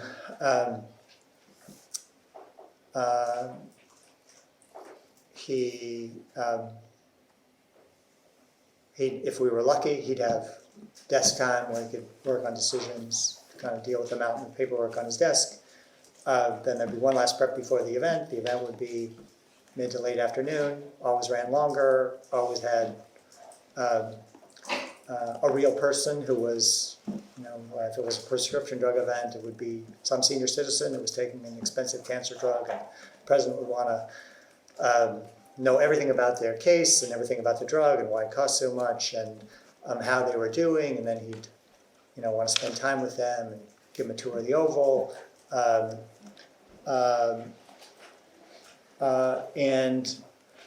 So that could stretch to the event. If it was scheduled for 3, might stretch till 5 all in. Then you generally go downstairs to the map room and do digital time on the same topic. And then we have another Hold for Jeff meeting at the end of the day it's supposed to be the end of the day, in the map room, where we bring decisions to him that were time sensitive. If you guys were taking up a Congressional Review Act motion to overturn one of our rules and regulations, and Ledge Affairs needed him to signal his level of opposition to that measure, we'd sit down with him and go over a decision memo, getting him to authorize a veto threat. And he'd argue that he was a senator, he hated veto threats, he didn't like it when presidents threatened vetoes, but then usually if it was something he cared about and had issued in the first place, he'd sign off on the veto threat. And there'd be other things like national security updates from Jake, or storm warnings and forecasts from Liz Sherwood Randall, economic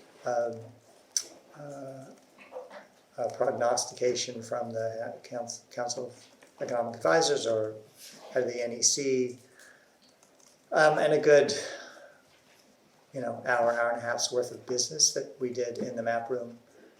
And then, as I said, if we were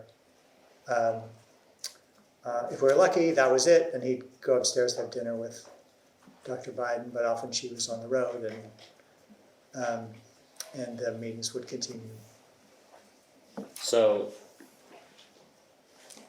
his day roughly started at what, 9:30, 10 o'clock? As I said, As far as workout at 8, meeting in the treaty room, 9:30, head over to the Oval after that, and then it was one thing after another. Every day was different until roughly 7 on a good day, but sometimes he'd bring some of us upstairs because he just didn't want the meetings to end.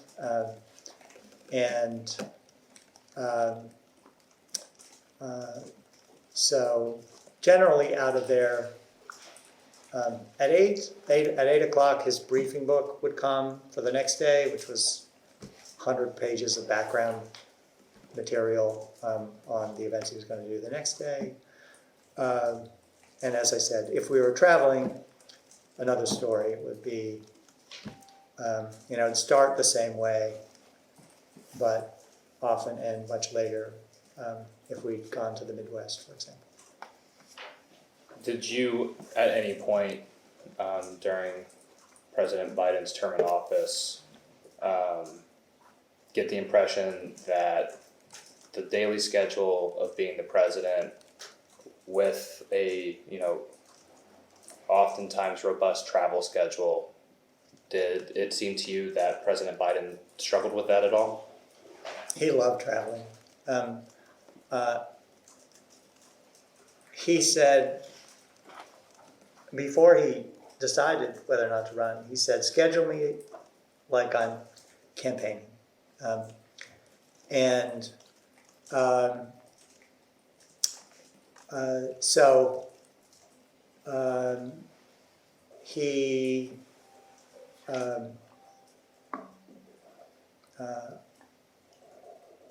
he loved going on the road. He loved the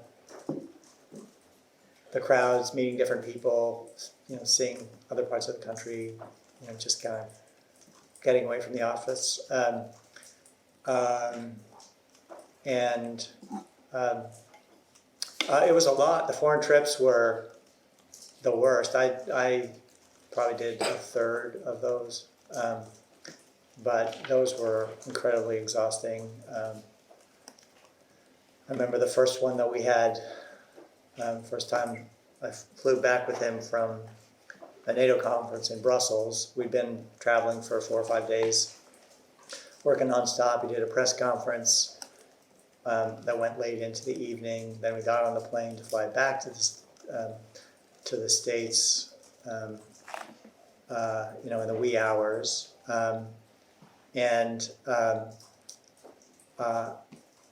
And he was so excited by the meetings that he had that he came to there's a senior staff cabin in Air Force One that has 4 seats all facing each other. The president's cabin is up at the front. And he'd often come back and just to talk to us. And so on the trip back from Brussels, it was Mike and Jake and Tony Blinken and I, and we were all completely exhausted. And the president would not stop talking about the meetings he'd had, the leaders he talked to. So we took turns staying awake to listen to his stories. And he talked the entire way home across the Atlantic. So that was, as I said, he was an exhausting guy to work for. Do you know if he was medicated at that time? I'm not his doctor. Do you have any knowledge of whether he was on amphetamines at that time? No, I have no knowledge of that. Thank you. You made reference, I think just now, to scheduling him like he was campaigning. Mm-hmm. Was that consistent throughout his time as president, that he wanted his schedule like that? Yeah, like every president that I've worked for, he'd sometimes complain that he was being overscheduled and that he needed more time with his wife. And then the schedulers would adjust the schedule to give him a little bit more time with his wife, and then he'd complain that he wasn't being scheduled enough. So, Did you see that taking a toll on President Biden, that he was scheduled so heavily? no, as I said earlier, the presidency ages people. He got older. He walked slower after tripping over his dog in the transition, but he still threw himself into everything and was, was hard to keep up with. I asked because when we spoke with Mr. Donilon last week, he made reference to the changeover from Mr. Klain to Mr. Zients, and it was my impression that Mr. Zients had meetings with most of the senior staff and asked for recommendations, and Mr. Donilon explained that he thought it would be really beneficial for the president if, I'm paraphrasing, but if the load was lightened and his schedule were freed up a little bit. That wasn't your view at the time of the changeover? That the president needed to have to lighten the load for the president? I don't know anything about any such conversations. The load didn't get lighter. I think one of the first things the president did after, I believe it was after Ron had left, was take a 9-hour train ride in the dark of night to Ukraine, to a war zone. And he was always doing stuff like that. So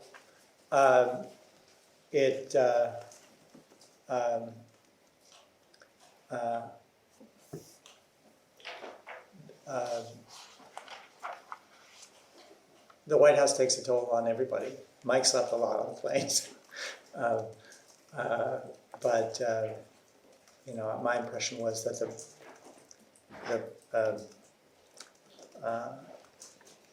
the president liked to be busy. So just to be clear, it was never your belief that the president could benefit from taking a lighter schedule? I guess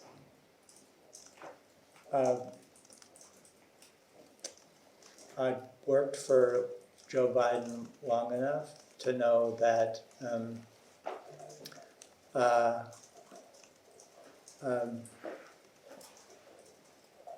he was always going to crave contact with crowds, want to be giving it his utmost, and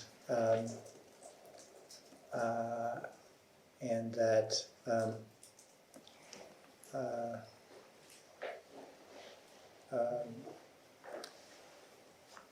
and that he was going to work himself hard. And not to belabor the point, but is it your testimony then that throughout the 4 years of the Biden presidency, you didn't see a change in Joe Biden's ability to handle the schedule that he was holding? Look, we all got tired, and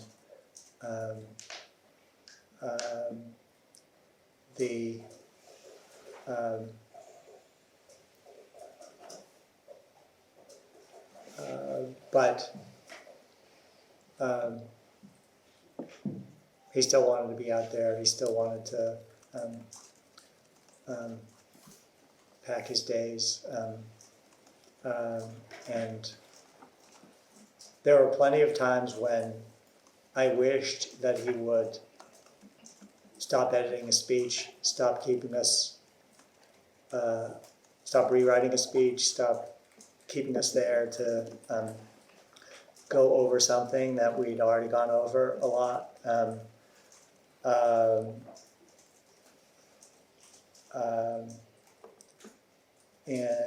But he liked to work. He did, as I said, he didn't have hobbies. He didn't have anything else to do. He just had his job, and he didn't watch much TV other than cable news. He didn't read novels,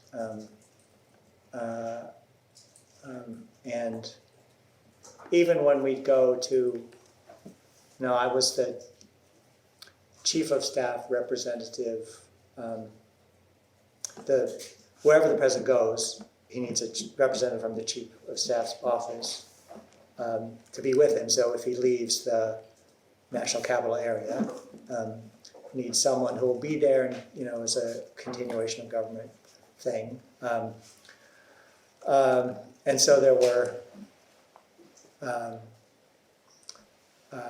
a handful of us who played that role. The national security team had one person, but they had about 20 people that they rotated through who did that. And then there were a couple of us, probably mostly me, some Steve, although Steve doesn't like to fly.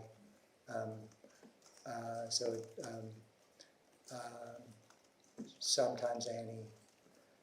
And so once or twice a month, I'd spend a weekend in Wilmington or Camp David or Rehoboth with him. And on those days, he still wanted to work. And respectfully, sir, I've heard you say in your answer that he liked the work and he wanted to work. My question was, did you notice any change in his ability to handle the schedule over the 4 years that you knew him, or in the presidency? I thought he was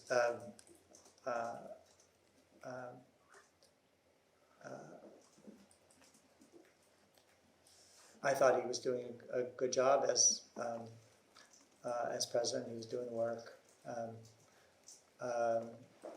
and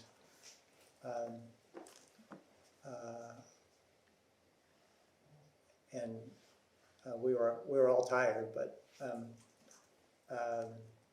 we kept at it. And I do recognize that you thought he was doing a good job, but did his ability to handle the schedule change over those 4 years? I didn't think so. The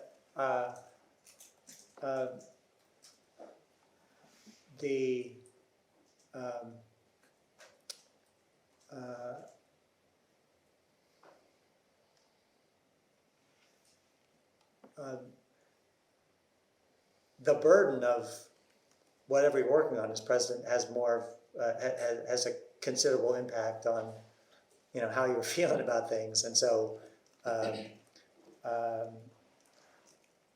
dealing with 2 wars was harder than dealing with one, and so I think that was tiring to everyone involved, but I felt that he was doing it well and up to it. And Mr. Donilon said that, again, I'm paraphrasing, but when President Biden was tired, he would be more likely to make mistakes. Is that your understanding as well? I'm sure that's true of anyone. He was capable of making mistakes when he was wide awake.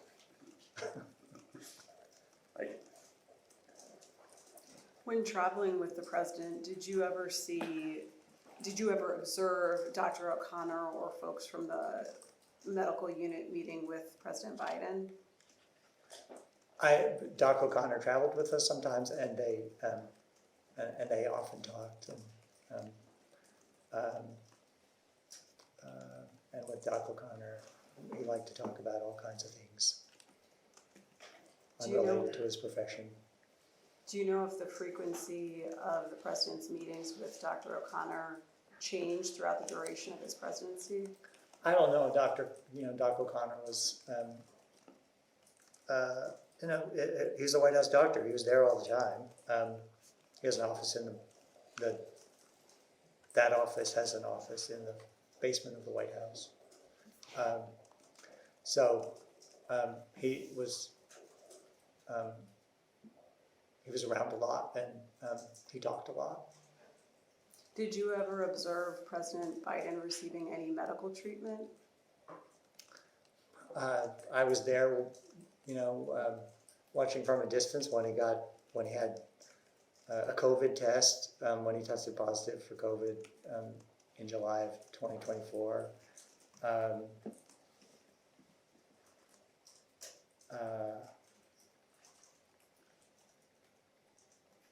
I don't remember the case. There may have been. But. Did you ever observe President Biden receive an IV infusion? No, I don't think so. Did you ever observe President Biden in a wheelchair? Not that I can recall. Were there any ever discussions of putting President Biden in a wheelchair? Not that I can recall. When it came to the formal cabinet meetings, were you involved in those? Yeah, I was there. I was like backbencher. Did you attend all of the cabinet meetings? Yes. Both the public sessions and the private sessions? Yeah. How would you say President Biden was in these cabinet meetings? Was he effective?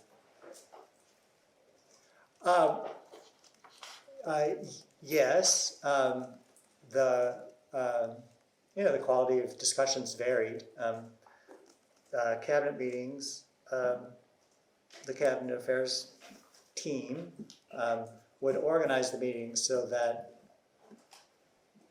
over the course of however many cabinet meetings we had, every cabinet member would get at least one chance to speak, and so they were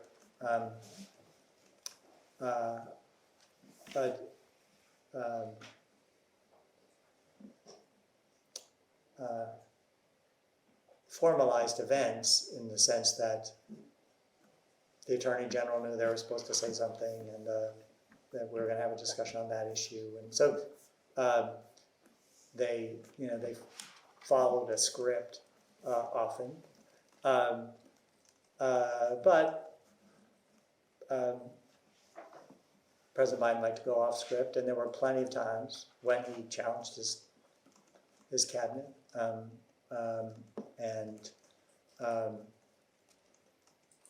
when he was troubled by something. And by the way, an agency was handling something, he would raise that in front of the other cabinet members.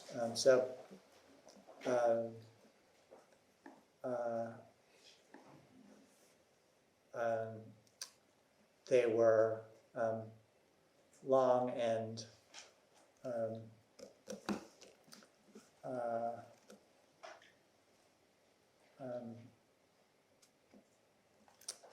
not always the most interesting meetings, but I always tried to make sure that I didn't nod off while the press was present. Fair enough. In your mind, did President Biden's effectiveness in these cabinet meetings, both the public sessions and the private sessions, did his effectiveness change at all? No, I don't think so. The press part of it is you always tried to work it so you'd sit on the president's side of the table, because if you sat on the other side of the table opposite him, you took your life in your hands, because the press stormed in with long boom mics, and the president was always worried that someone was going to get hurt.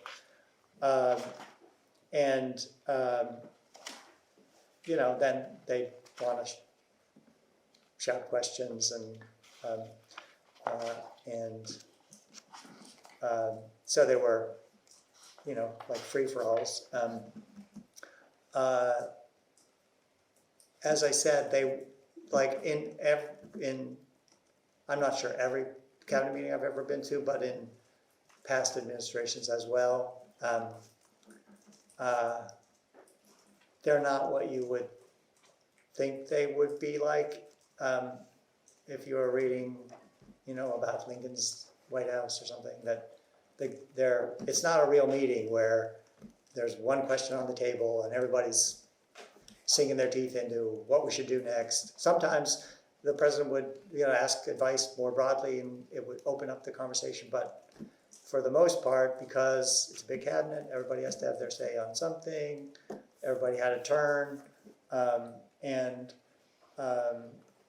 sometimes it was interesting, sometimes no. I believe you said that these meetings were often scripted. Yeah, the president was supposed to call on somebody. They knew they were going to be called on. They knew what they were going to say.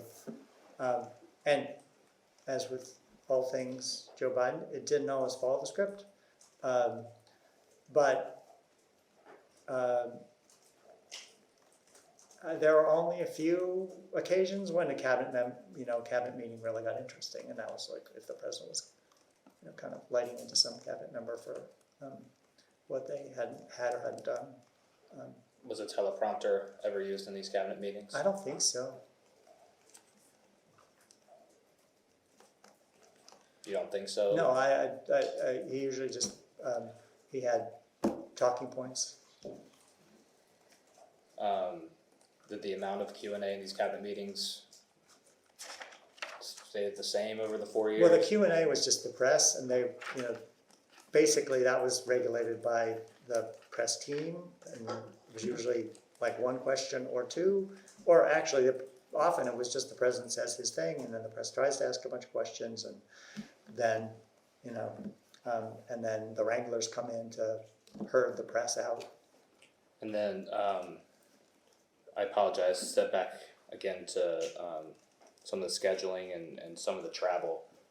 Did you ever have to wake up President Biden in the White House?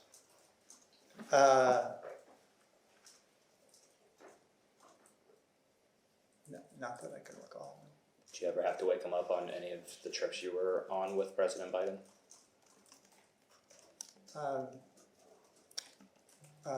I don't recall. I'm sure there were trips where he slept. As I told you, there were times when we had to wake each other up because the president was in our cabin. But Did you ever notice or see President Biden falling asleep or nodding to sleep in a meeting of any kind?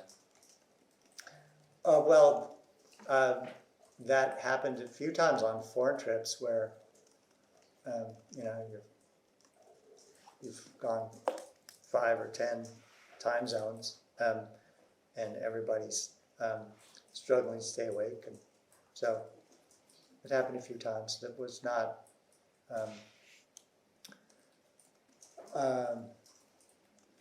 Did that ever happen on domestic trips where you had to wake him up?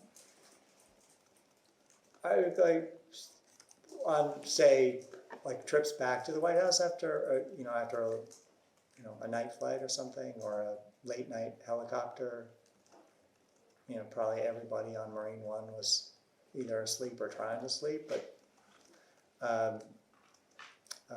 that was not unusual. As I said, we were all tired.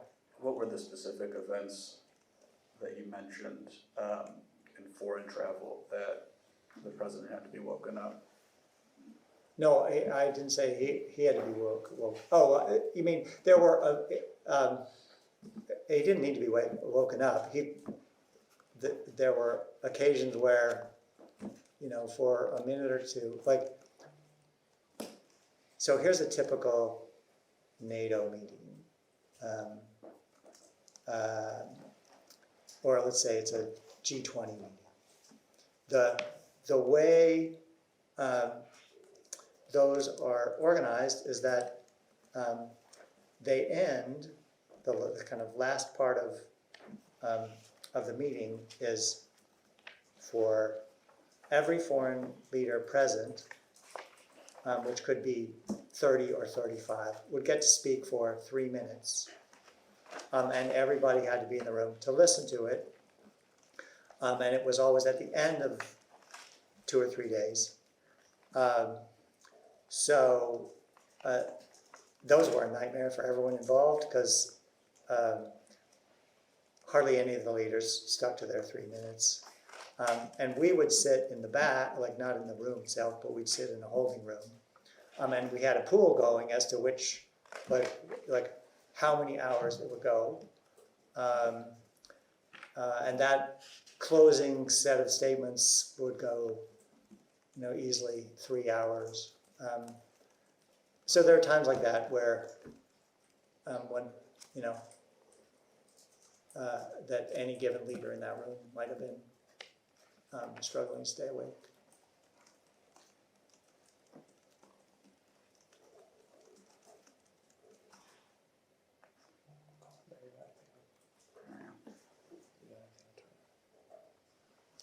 We'll go off the record.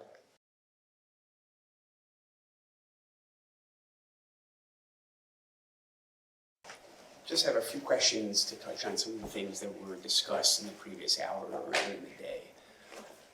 You had a conversation with the majority staff about cabinet meetings. Mm-hmm. They used the word scripted at times to describe the meetings. Just a couple questions on that. First, is there anything about cabinet meetings during President Biden's administration that was strikingly different than cabinet meetings at other administrations in which you served? No, the cabinet meetings in the Clinton administration and the Obama administration were quite similar. They're a chance for the cabinet to gather, a chance for them to hear about what some of their colleagues are doing, but they're not decision-making meetings. They're not the kind of thing where there's often vigorous exchange of views from everybody around the table. There just isn't time for that. So to keep the conversation going and to make sure that every cabinet member over the course of the term has a chance to talk about their work. There's, in all the administrations I've been at, like an attempt to have an order, have an agenda, so that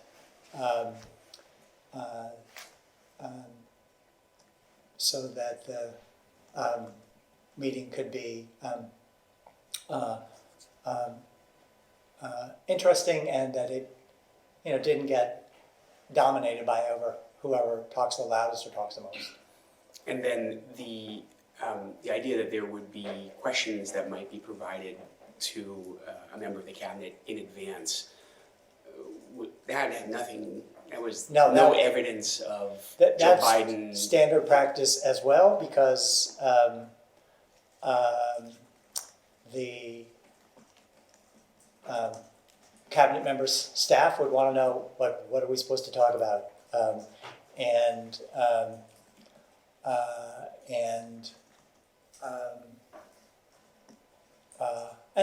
they're like, they don't get very many chances to be in front of all their colleagues, and they're nervous about what they're going to say, and so it's as I said, there are plenty of times when the discussion didn't end up on the same topic where it started, but everyone involved wanted to make sure that the people whose turn it was to speak got the chance to do that. So again, just to make the subtext very clear here, that was not some indication of President Biden's mental acuity being different, or some nefarious plan to, quote, usurp the power of the presidency? No, it was it's just the way cabinet meetings are normally done, and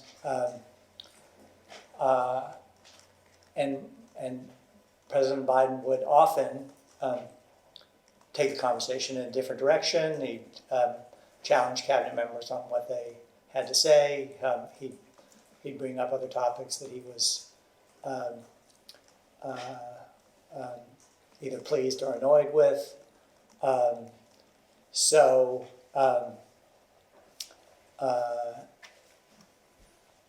They were, in every respect, just like the cabinet meetings that I sat through in previous administrations.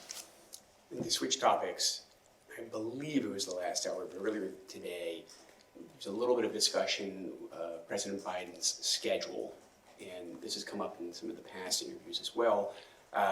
Portions of his day that were designated as, say, desk time. Mm-hmm. This may be an area of interest now because during the first Trump administration, you may not remember, there was some unflattering news about something called the executive time, which we're not going to touch on. But regarding the desk time, in your experience, was desk time anything else but working time for the president?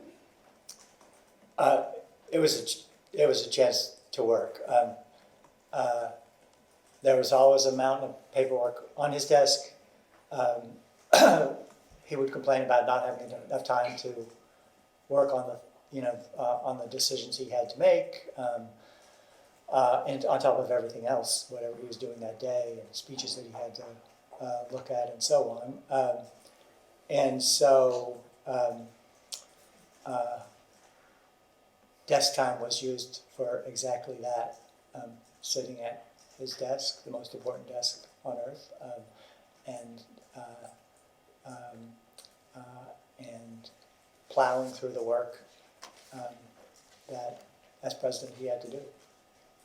You mentioned this both in the conversation and also in the statement that you read.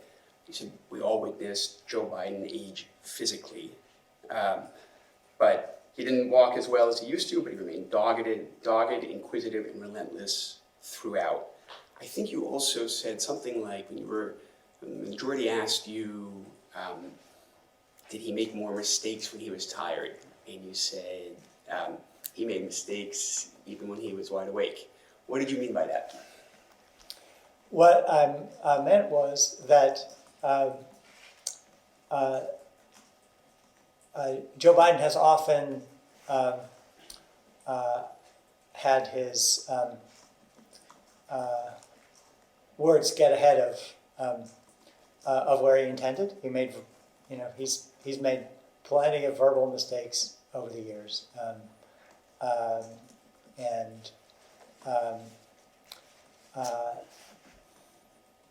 he would do that. One reason why I think that has happened is that his whole life since he was a child, he's struggled with a stutter. And one of the ways to deal with a stutter is to make sure you keep talking, not to slow down, because if you slow down, you might stop, and if you stop, it's hard to get started again. So as a result of that, he tends to talk faster than he would otherwise, and longer than he would otherwise. Once you start talking fast, things can, his words can slip up,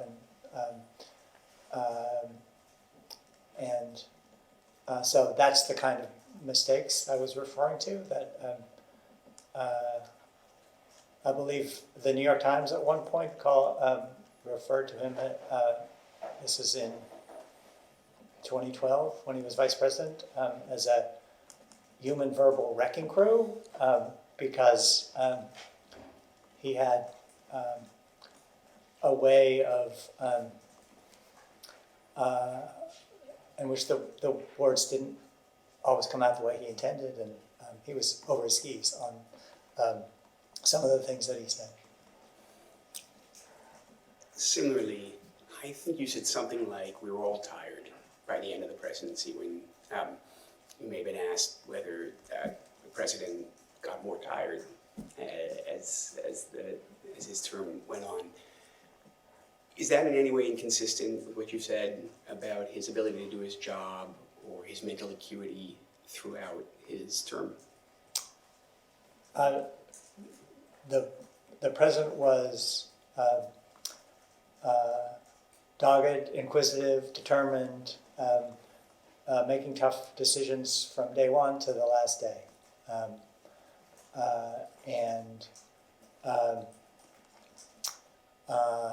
Every president I've served has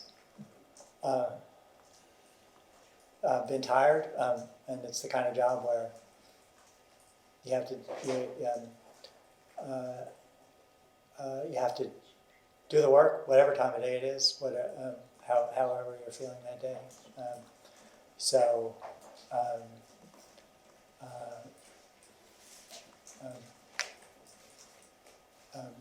President Biden was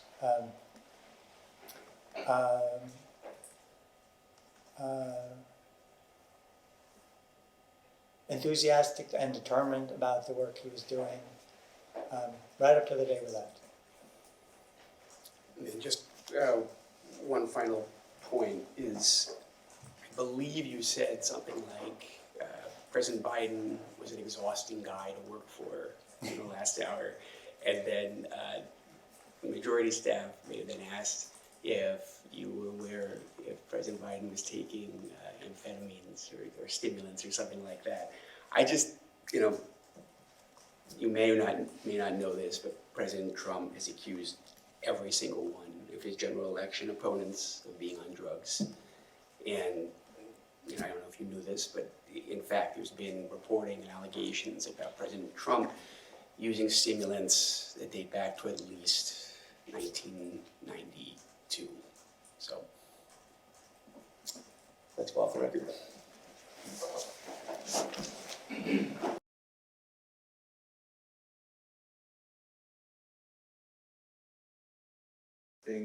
Ambien before the debate? I'm not aware of that. Are you aware of the president's aides giving him any medication before the debate?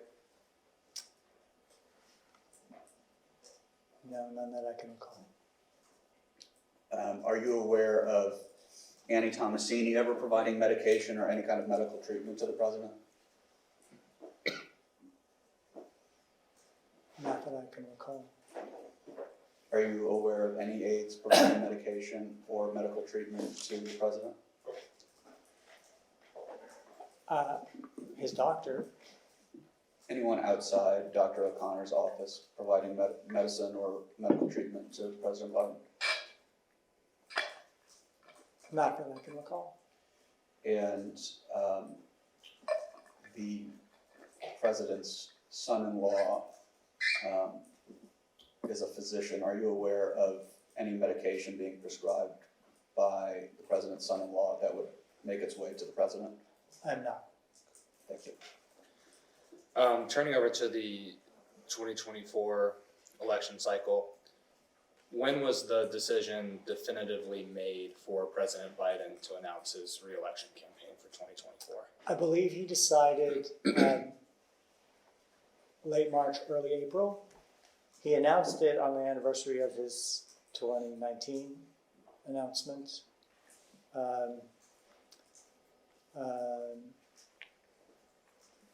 I don't remember the exact date of his decision, but it was not too long before his actual announcement. Did you have discussions with President Biden weighing the options of whether to run or not? I've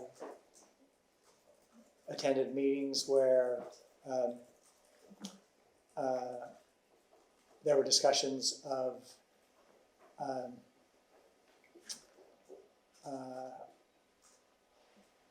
whether he was going to run or not. The questions were, or the discussions were primarily urging him to make a decision one way or the other. Were there any members of the senior staff that had reservations about President Biden running? Not that I can recall.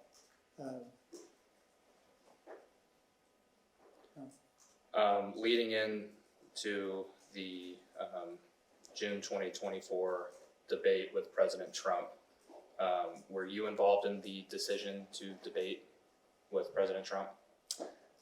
I was involved, yes. And who else was involved in that decision-making process with you? Ron Klain and Anita Dunn had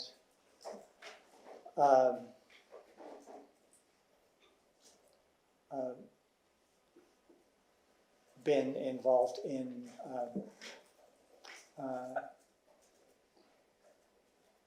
debate discussions and debate scheduling for decades. So they were as far as I know, the first ones to raise the issue of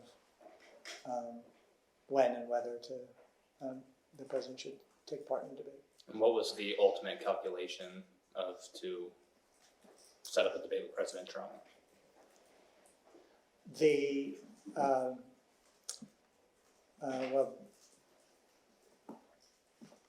are two questions: whether to debate and when.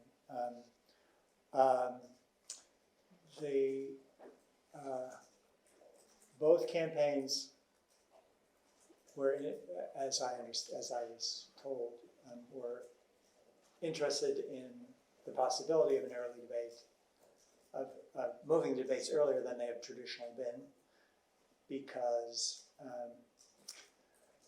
early voting is so common now that by the time the traditional debates take place in late September and early October, a significant percentage of the voters have already voted. So that was one reason to consider an earlier debate.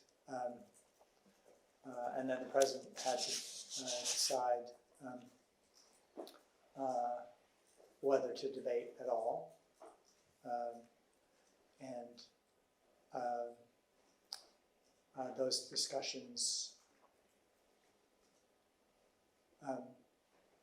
took place, I believe, in April. I can't remember what day he announced that he would challenge Trump to debate. Were you an advocate for President Biden to debate President Trump? I knew from the president's experience in the 2020 campaign that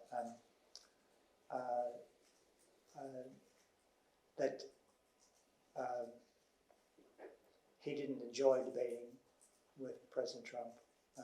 That those two debates were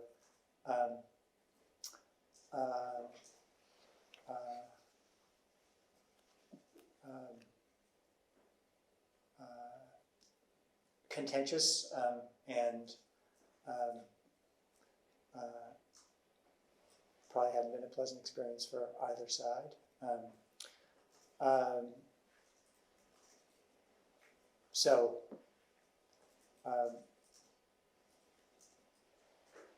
he didn't like debating. He didn't like the idea of debating Trump, but was a believer in presidential debates and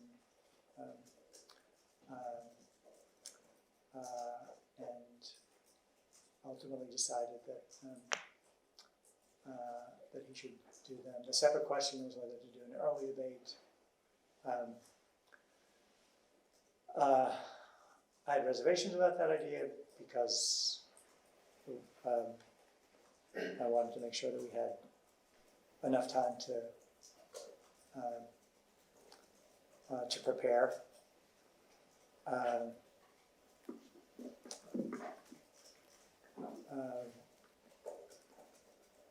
But as I say, sometime I think early May we decided to do it.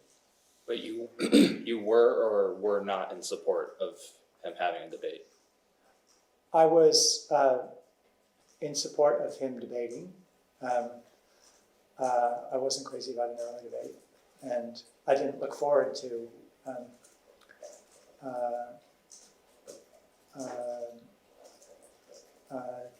the debate because, as I said, their debates in the past have been pretty nasty. What was the rationale for possibly having an earlier debate? As I said, the rationale was to have the debates before early voting started, and because of the crowded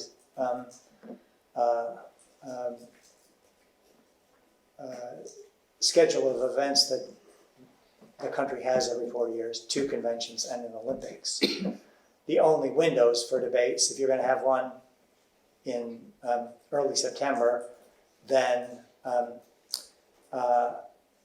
you couldn't do one during the Olympics, you couldn't do one between the conventions, so that meant it had to be before the convention. So we ended up doing it the last week before the Republican convention. So as I understand it then, a concern that was not motivating an earlier debate was the president's age or mental acuity. No, as I said, the reason we did, we agreed to early debates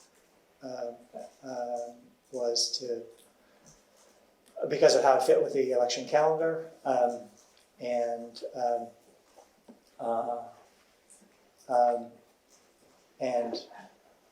from my standpoint, there was no advantage to us to going early. It meant that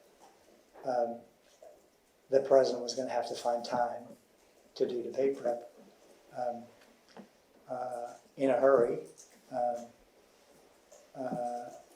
because when presidents run for re-election, they have 2 jobs. The biggest one is running the country, and the second one is running as a candidate, and there's a long history of presidents who have struggled in their debates when they run for a second term because they've spent most of the past year doing their day job and not enough time left to do their job as candidate. So, just to confirm, the notion of needing to dispel or, not, there is no calculation to hold the debate earlier due to President Biden's mental cognitive abilities. No, we had no concerns about the president's cognitive abilities. And so the major determining factor was purely the election calendar. You weren't trying to demonstrate that age was not going to be an issue for President Biden. No, the American people knew he was old.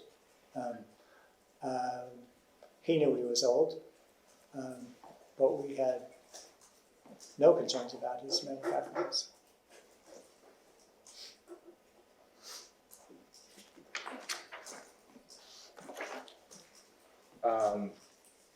Moving forward a little bit more, were you involved in debate prep with President Biden leading up to the debate? Yes, And that was in Camp David, at Camp David, correct?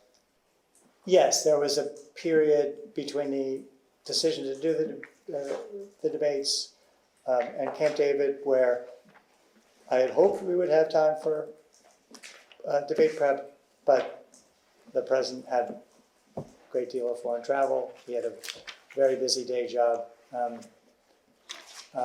was a hold for Bruce on the calendar 2 or 3 days a week in May, but the hold never held. And we had a few conversations, but had no real chance to do any serious debate prep until we got to Camp David. And then in preparation for the debate, did yourself and your staff prepare materials for, Yes. for the prep? Yes. And what kind of materials were you preparing?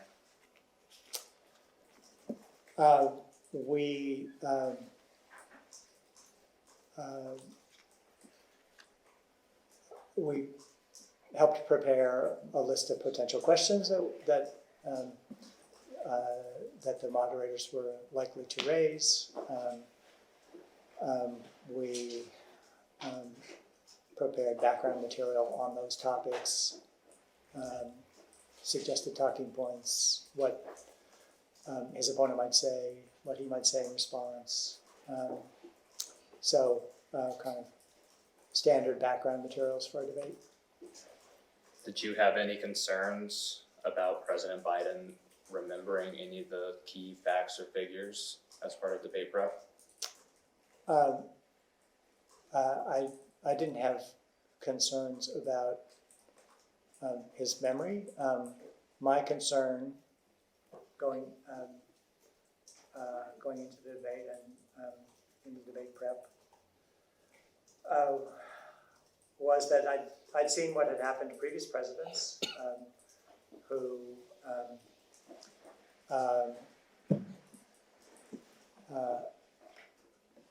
had a hard time in their first debate running for re-election because they spent their time governing and relatively little time campaigning. President Obama in 2012 had a disastrous first debate with Mitt Romney. Gallup called it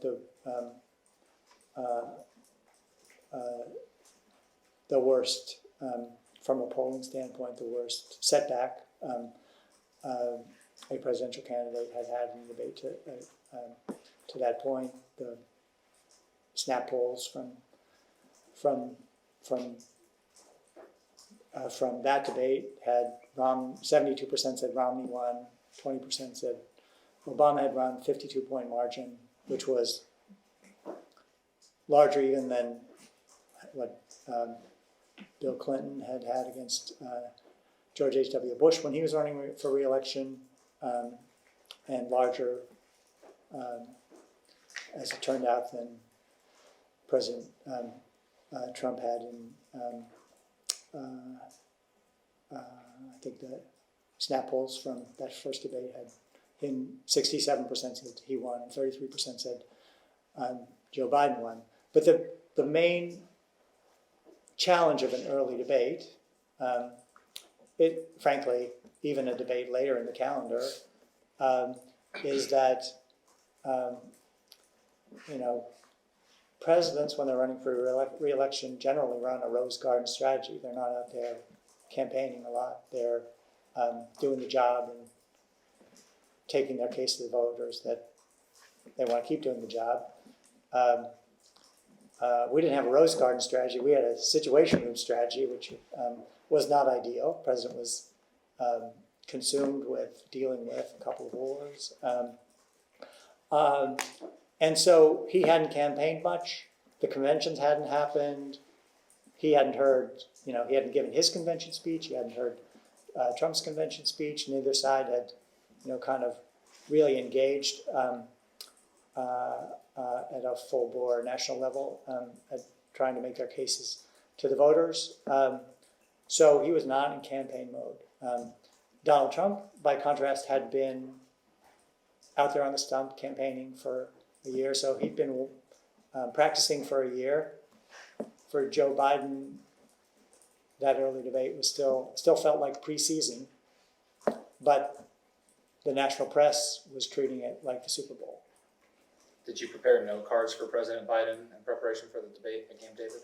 Yeah, the president is a big fan of note cards, has been for as long as I've worked for him.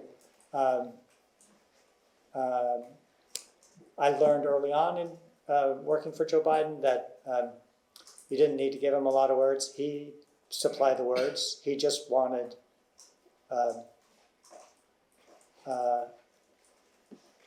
to settle on what are the key points that he needs to make. And so when he was vice president and when he was a candidate, he'd want us to boil down,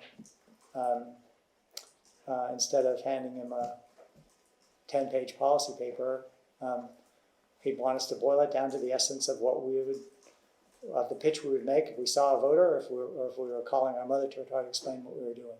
So he had note cards that did that on each of the issues that we anticipated would come up in the debate. Did you feel that President Biden was adequately preparing for the debate and reviewing these note cards and the materials? He did the work. Ron, and for the first couple of days of prep, it was Ron and me, then Ron, me and Mike, then Ron, Mike, Steve and I sat with him at his table in his cabin, Aspen at Camp David, and went over and over the cards, and the president would rewrite them. And we had lengthy debates about what he should say on each topic, and interspersed with that, we had mock debates where the president would, try things out. I'm going to paraphrase, but Ron Klain told the committee that President Biden, when reviewing materials, would often put marks on the paper or pages, whatever it was he was reviewing, whether that would be some notes, some random markings, slashes. Did you see those in the materials you provided him? Yeah, we went through several rounds of them. He rewrote them. He'd scribble on the page. We'd type up a revised version. He was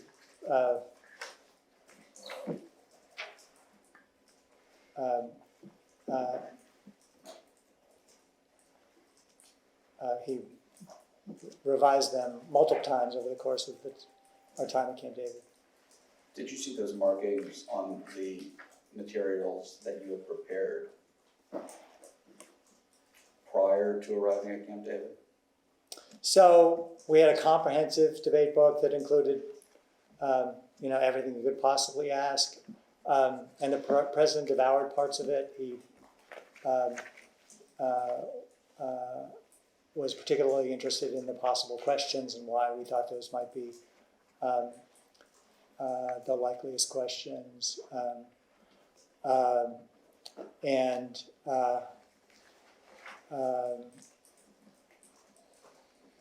It, from my standpoint, that book was a backup document. If we'd had a couple of, if we'd had a long period to do, the length of debate prep that we had done for a fall debate, if we'd had the amount of time that we had in 2020, he might have spent more time reviewing that material, but that's not how Joe Biden absorbed material anyway. He'd read it, but what worked for him was to engage with the essence of his argument and get that cemented in his mind, because, as I said, he was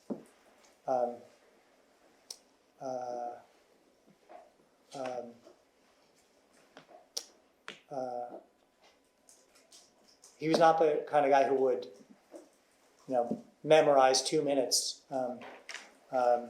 He would figure out what it was he wanted to say, and then he didn't have any trouble filling out the 2 minutes.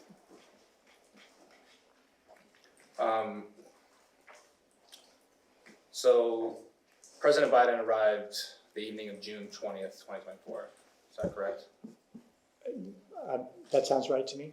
And it was the next morning that yourself, Mike Donilon, and Ron Klain held a debate prep session in the Aspen Lodge?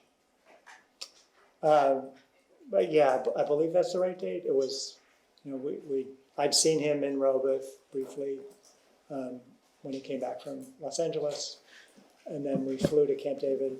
I believe it was the Friday of that week. I don't know what day that was. And then we started debate over the weekend. Mike missed the first day because he was at a wedding. And that first kind of debate prep session, how did that go? Did President Biden seem prepared to you? We knew, and he knew, he had work to do. He had, as I said, he hadn't had a lot of time over the previous few weeks since we'd announced that we were doing this to dedicate to debate. So he's always been a cram before the exam kind of guy, and thought that he could do that here, but it's hard to cram when you're not feeling great, and presidential debate is a lot of material. Did you have 2 longer mock debate prep sessions planned to happen while you were at Camp David? Well, we had 3 or 4 mocks altogether. His voice, starting on, I can't remember, it was the first day or second day, his voice was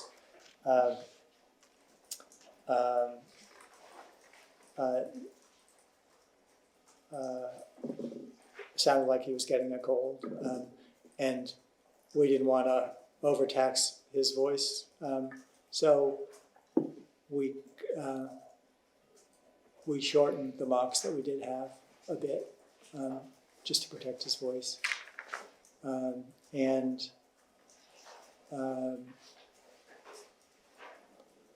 I think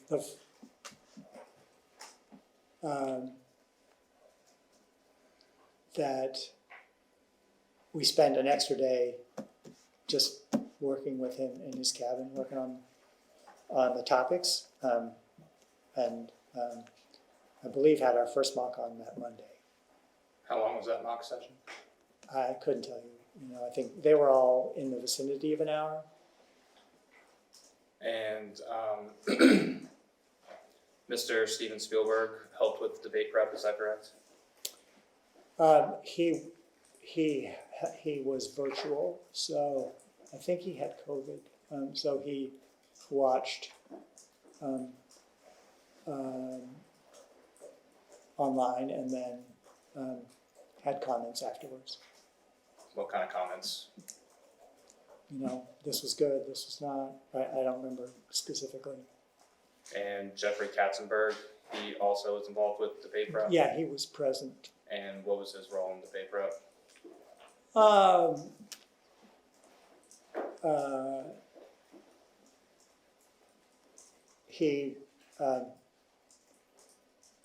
He'd have comments too. He, I think, would talk with Spielberg and they'd compare notes. Ron Klain made a statement that he was concerned with how the debate was going to end up going in Atlanta when it finally came time to debate. Did he share those concerns with you?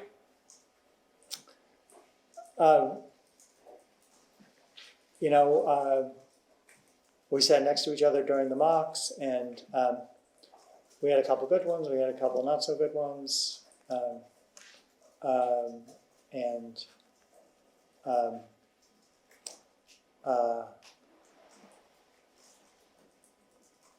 think Ron and I, well, I don't want to speak for him, but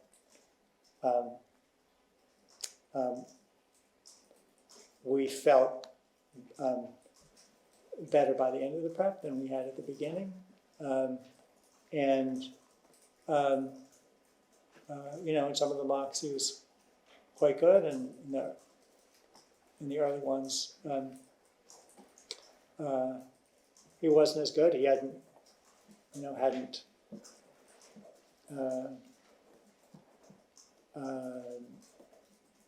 heard all the arguments that Bob Bauer playing Trump had made, so he learned from those exchanges. And we left for the debate on, I guess it was a Thursday morning.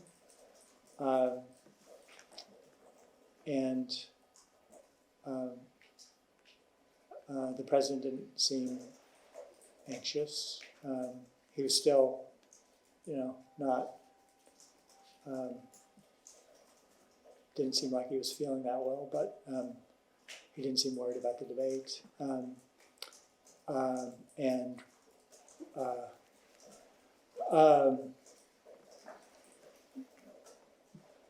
You never know how a debate's going to go. We did another prep session, asking him questions in Atlanta, and then in a hotel in Atlanta, and then we did one last prep session right before he left for the debate center. And in that one, he was the best he'd been all week.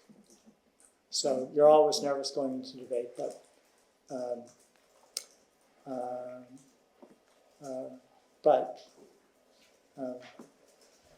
we thought he'd do fine.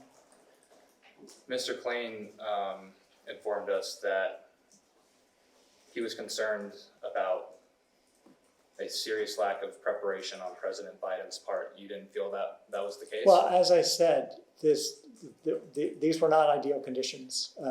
Having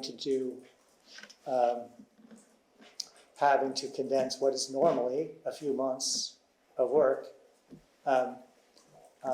into a few days with a president who's not feeling great was definitely not ideal.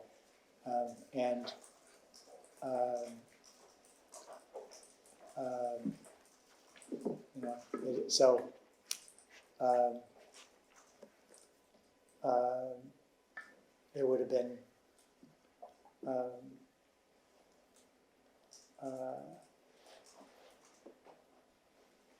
nice to have the debate later in the cycle, or nice for the president to have been able to campaign a lot more earlier in the cycle.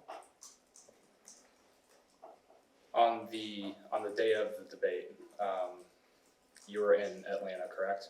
Yes, And where did you watch the debate? there was a holding room where a bunch of people from the campaign and from the White House were watching. And who was in that room? Jen Dillon, I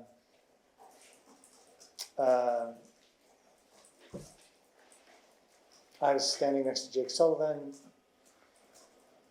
I can't remember if Ron was there or somewhere else. The press team from the White House, Anita, others. And during the debate, obviously it was not a good debate. Did you express any concerns about how the debate was going to any of those standing around you? Well, when he first opened his mouth, his voice sounded terrible, and nothing like we'd seen at debate camp, seen or heard at debate camp. Nothing like we'd seen just moments before. So that was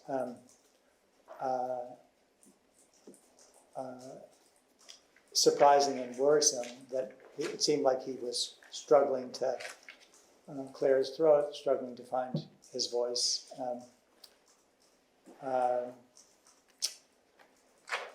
And then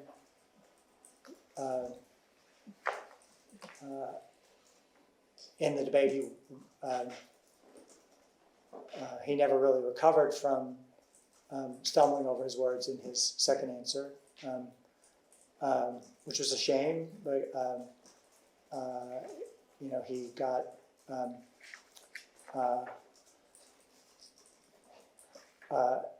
his voice sort of stalled out, and he was trying to push the words out. And when he did that, if you watch the video of that, it looks just like the video of him describing what it was like when he was trying to overcome a stutter. His eyelids squeezed down to try to push out the words. I don't think he was. I think that was the thing foremost in his mind, was just to get the words out, and it was clear what he was trying to say. We all knew he was trying to say, we finally beat Big Pharma to lower drug prices for people on Medicare. He'd said that same phrase dozens, maybe hundreds of times over the past year. He'd said it in the State of the Union. Every member of the White House press corps had heard him say that phrase the right way.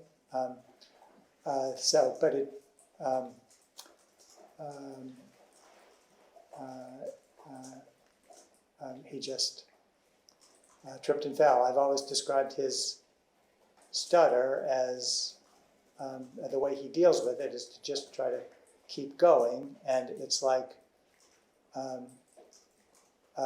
skier going down a hill and planting a pole with each turn to make sure that doesn't get going too fast. And it's beautiful to watch until the skier hits a mogul and trips over his skis and says something he didn't intend. Have you ever heard President Biden stutter? Yes. And I've heard him talk about what it was like to stutter. And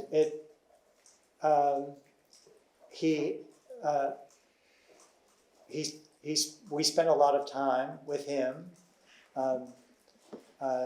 trying to make sure that the rhythm of the speeches was right, so that he would stay at the pace he wanted to stay. And so every speech, he would go through it and mark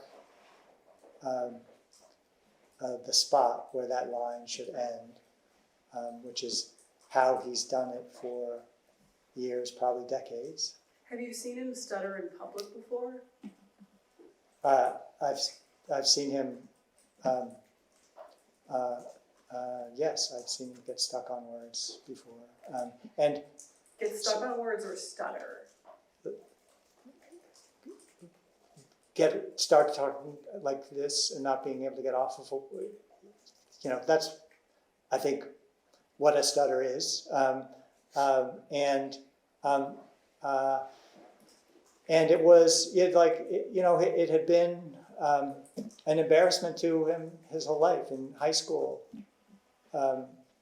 his nickname was Dash, not because he was the fastest guy on the football team, though he was, but because when he said his name, Biden, they made fun of him for it seeming like he had to use a dash all the time.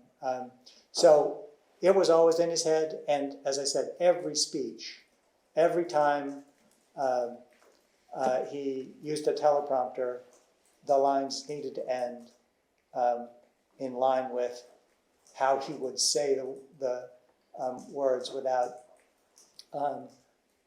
going too fast. And he, routinely counseled young people that he met on the trail about how to deal with their stutter. So he wasn't hiding it. It's just something he'd had to deal with his whole life. Do you attribute President Biden's performance at the debate to this stutter? The phrase "we finally beat Medicare" was, in my view, because he got stuck and was trying to proceed. And because I've heard him say that phrase hundreds of times. He may very well have been. Beat Medicare? No. I'm sorry. That I've heard him say the phrase correctly. We finally beat Big Pharma. And That's what he meant to say. that's then? what he meant to say. Yeah. Do you attribute President Biden's performance at the debate to his stutter? I attribute that moment. I'm asking about the debate. That moment was a very bad moment and a tough moment to recover from. The rest of the debate was, not so memorable. So you do attribute his poor performance, or the perception of his poor performance, to the president's stutter? I attribute it to that mistake, which I believe was caused by his speech difficulties, which were nothing new. And I believe you said a few minutes ago that he wasn't able to recover from that moment. Do I have that right? He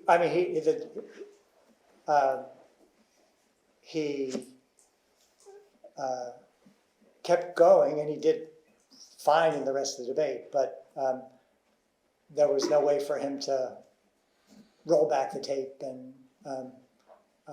and take away that impression, which the press made the story of that debate. But it was more than, just the one gaffe of "we finally beat Medicare." I mean, President Biden also made a statement to the effect that no soldiers died overseas during his term in office. Did troops die during President Biden's term in office? Yes, in Afghanistan. And how many people? Was it 15? 13, but I think that characterizing it as one gaffe or one stutter,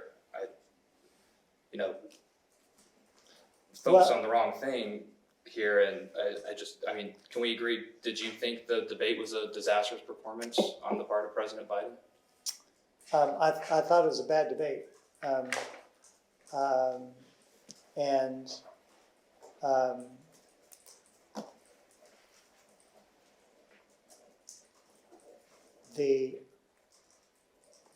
But I saw nothing in that debate that gave me any pause about the president's mental faculties or his abilities going forward as a candidate or as president.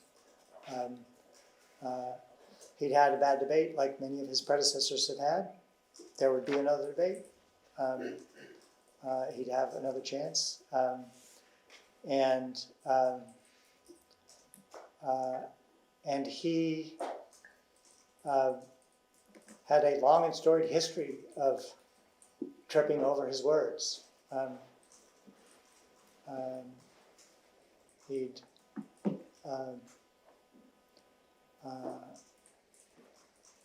been chided by the media and by his opponents in 2008 and 2012 about this gaffe or that gaffe.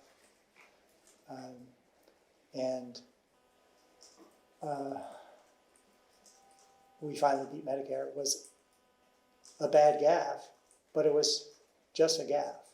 Do you think that President Biden saying that no American troops had died overseas during his presidency was a verbal gaffe, or do you think he forgot? No, I don't. I don't think he forgot. No, he there's no forgetting the tragedy of that day. But you know, he'd said things in the past that came out wrong.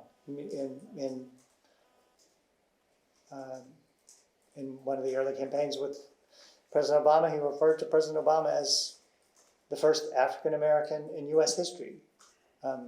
He said Jobs was a three-letter word. I was with him as president when he gave a speech in Alabama where he admitted up front, like every time I give a speech, I make, I usually make one mistake. And then he proved himself right, and then some, over the course of that speech. So, to me,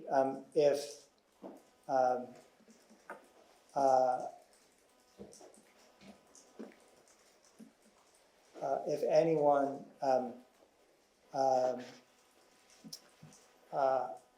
was surprised to hear Joe Biden trip over his words in 2024, where had they been the last 50 years?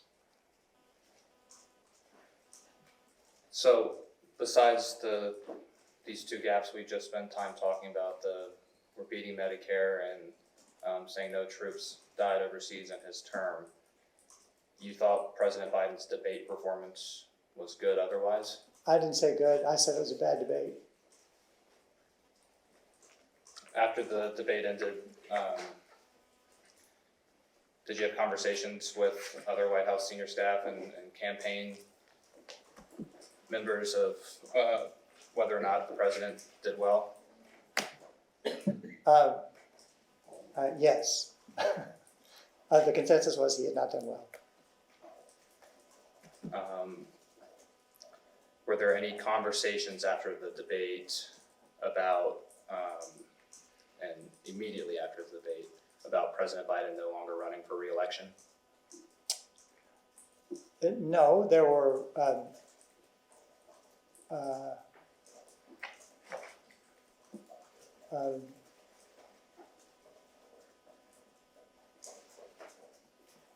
some commentators on TV raised that, but we, as I said, we had no doubts. The president went and gave two speeches and another event that night, and then the next morning he gave a speech to a roaring crowd in, I believe we're in North Carolina,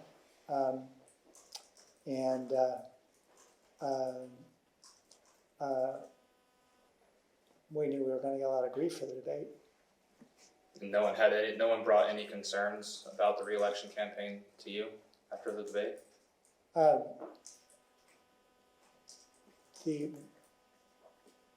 It was not a good debate.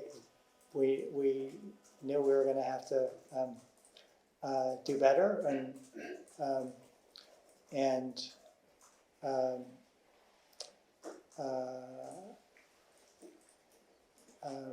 but we'd had good debates and bad many times over the years, and certainly had no doubts about the president's abilities. And you thought he should continue running for re-election in 2024? Well,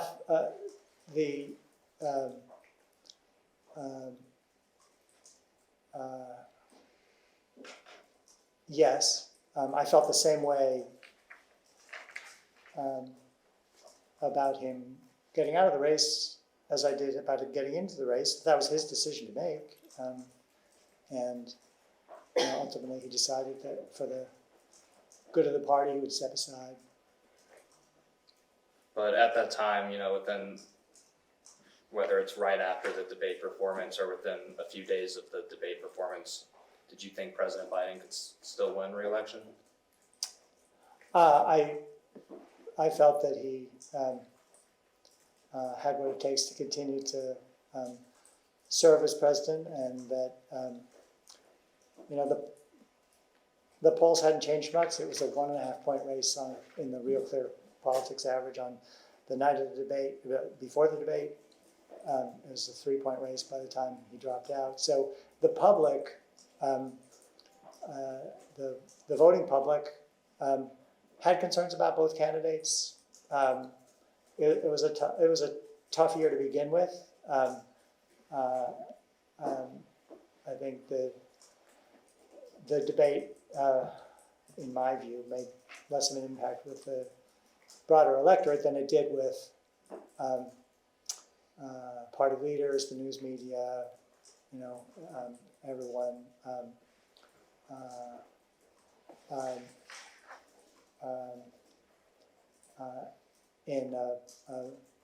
In a panic, even though, as I said, they'd all seen, heard, or reported on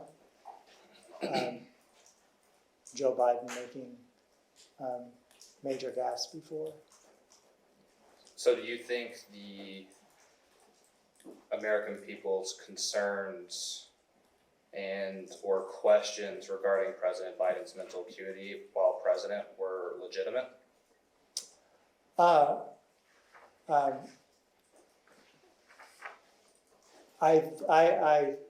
had no concerns about the president's mental acuity, and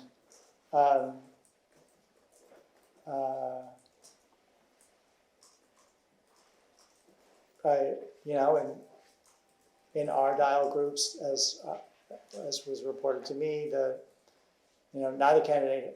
We had a bad debate. Trump didn't have a great debate either. They weren't very happy with either one of them, and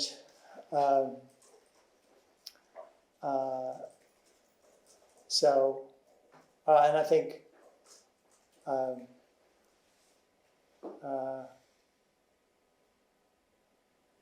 our main challenge with voters throughout 2024 was how they felt about the economy, how they felt about prices, how they felt about the direction the country was going. It was a tough campaign to begin with, and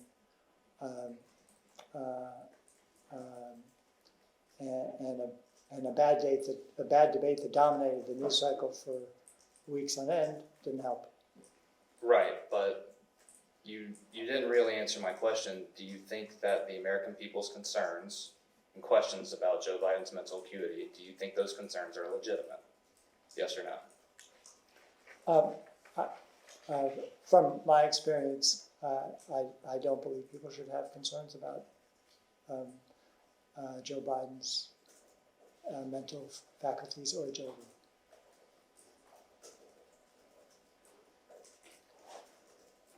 After the debate, I believe President Biden went to North Carolina later that night and for a speech the next day. Did you advocate for President Biden to be more public-facing during this time? What he was already public facing. He was giving a speech to 3,000 people, and he and continued to campaign over the course of that week. So it.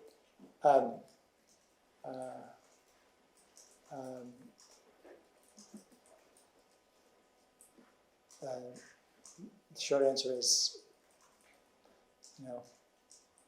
I thought we should continue to do what we were doing, campaigning. But the president and his family went up to Camp David that immediately next weekend to take a private photo shoot. Do you think that was a good idea? I don't remember that.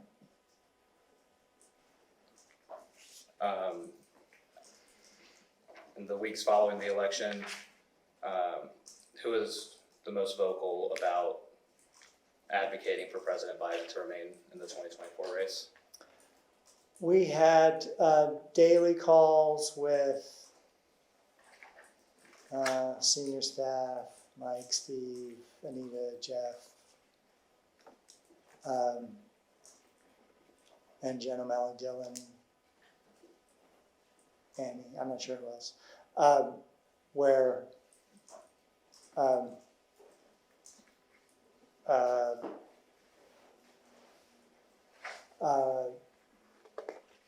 others discussed what the reaction was from elected officials, party leaders, delegates.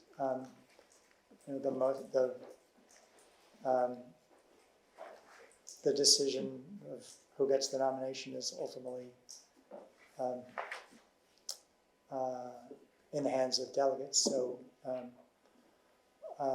so the campaign was keeping tabs on that, and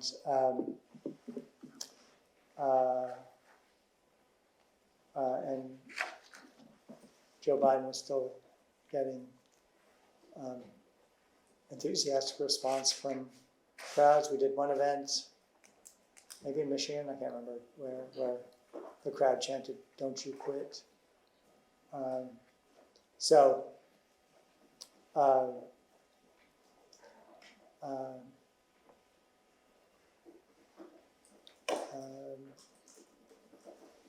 It was a rough couple weeks, and as I've seen in many campaigns, and he just kept going. Can I ask, at this point, after the debate, before July 21st, when Joe Biden drops out, there's a distinction to me between your boss telling you he wants to stay in the race, and you do everything you can to, do the job set in front of you, and conversely, there is you providing advice that you believe to be accurate. And my question is, at this point, are you doing the job that Joe Biden has tasked you to do, or are you providing the best advice that you can? Are you yourself advocating that Joe Biden stay in the race? Well, as I said, I felt that if he wanted to stay in the race, he should stay in the race. That he won the primaries. If the delegates supported him, he should stay in the race.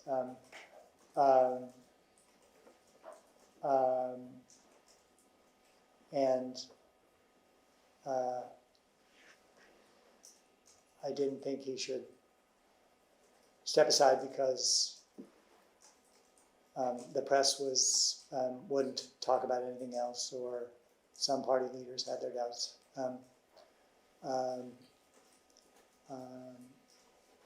And I didn't have doubts about his ability to govern or campaign.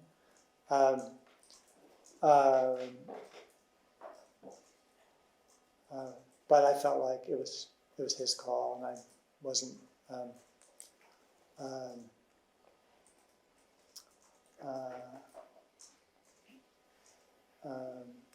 And I was going to be comfortable with whatever he decided.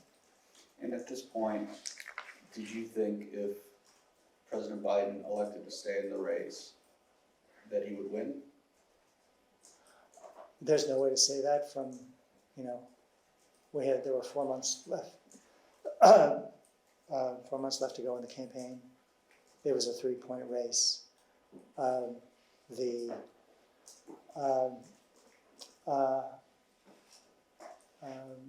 But there were, you know, significant headwinds before the debate because the economy was getting better, but people didn't feel that way. You know, we had the polling numbers on the direction of the country hadn't been great for a long time. The country was in a sour mood. Some of that had to do with us. A lot of it didn't. But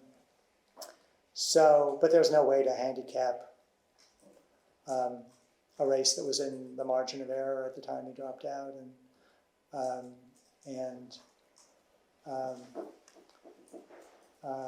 so I didn't have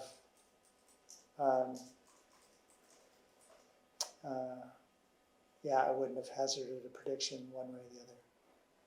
Did you think that President Biden had as good of a shot as anybody to win that race then? Is that a fair summary of what you just said? Well, I think that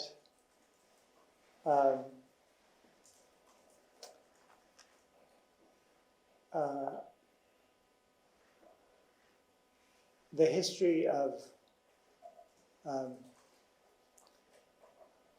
presidents stepping aside and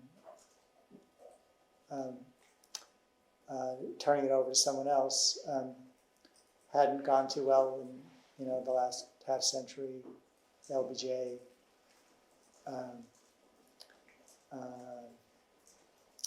Harry Truman,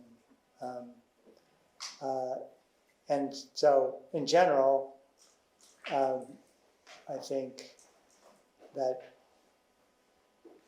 changing horses midstream wasn't going to change prices or a lot of the factors that were on people's minds. So it was going to be a tough race for whoever ran it. And that would have been true if he hadn't decided to run in the first place, and whatever he decided in July. It's been a year now, since over a year since Joe Biden dropped out of the race. Hindsight maybe offering some clarity, do you think Joe Biden should have dropped out of the race earlier?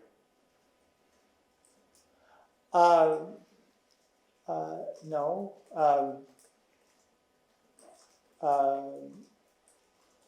As I said, you never know in politics, but the way that year went just didn't feel like our year.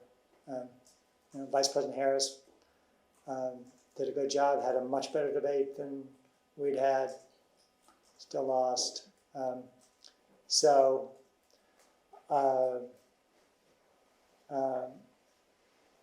wouldn't hazard it to have been a prognosticator then, and it's hard to do in hindsight now. So, acknowledging that Vice President Harris lost, do you think that the reaction from the pundits, and we'll get there in the next hour, from members of Congress, was an overreaction to the debate? Yes. If they were the least bit concerned about Joe Biden's capacity to be president or his mental faculties, then that was an overreaction because there was no reason for that. If they had, doubts about how the election was going to turn out, in my view,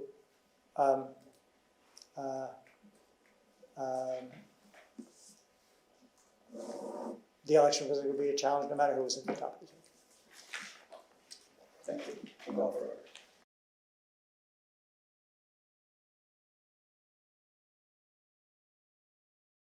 Mr. Reed, I wanted to follow up on the conversation we had with my majority about the debate and debate prep. And your concern about the early debate was because of the timetable, correct? And the decision to participate in the debate early wasn't an effort to conceal President Biden from the public. That's correct. And it wasn't a way to hide some mental acuity issues. No. Correct. And also regarding the debate, you agreed that it wasn't the president's best debate. No, it was not a good debate. And you understood the president's debate. You talked about like his issues with Big Pharma, like the freeze up about his stutter. And you don't attribute his performance during the debate to cognitive issues, correct? No. No. And in your sense, it was, what would you say it was? Mostly, as I said, he wasn't in campaign mode. He hadn't been campaigning. He was rusty, and he, for good reasons, but not so good for his campaign, he had spent too much time governing and not enough time for campaigning.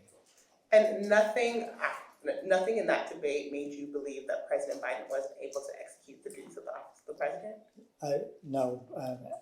After that debate, I remained fully confident that he could execute the presidency.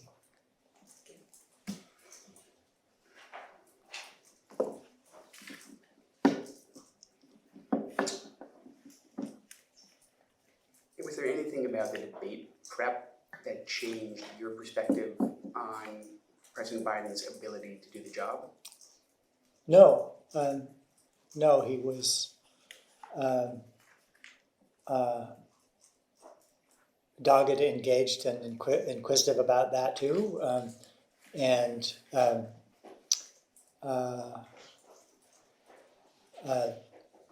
the debate prep was less than ideal because he was seemed to be sick, but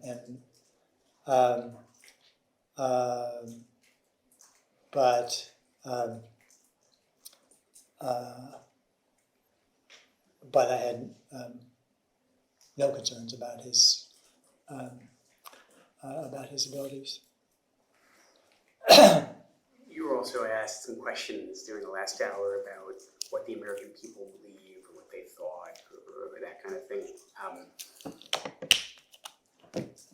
Let's interpret that as potential polling results at the time.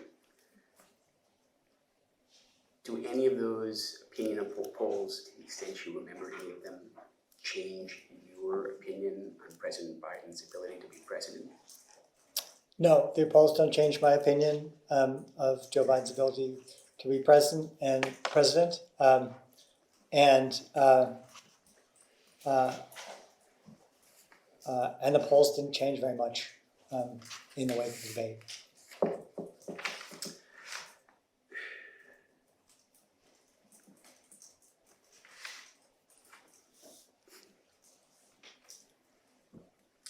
You also got asked a question or two about misstatements during that debate. I don't know if you recall, but during that same debate, President Trump denied whether he had referred to U.S. soldiers who were killed abroad in I think World War I and World War II as, quote, suckers and, quote, losers. Mm-hmm. You recall that? I do. Just one of many articles, this is a CBS News article that's roughly contemporaneous for the debate. It said, current and former U.S. military service members have detailed to CBS News multiple instances when Trump made disparaging remarks about members of the U.S. military who were captured or killed, including referring to the American war dead at the Isle Marne American Cemetery in France in 2018 as, quote, losers and, quote, suckers. A senior Defense Department official and a former U.S. Marine Corps officer with direct knowledge of what was said detailed how Trump said he did not want to visit the cemetery because it was, quote, filled with losers. These accounts were backed independently by two other officials, a former senior U.S. Army officer and a separate former U.S. Marine Corps officer. In another conversation with Trump on the trip, Trump referred to the 1,800 Marines who died in the World War I Battle of Belleau Wood as, quote, suckers for getting killed.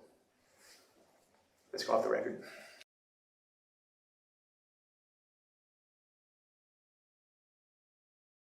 Go back on the record.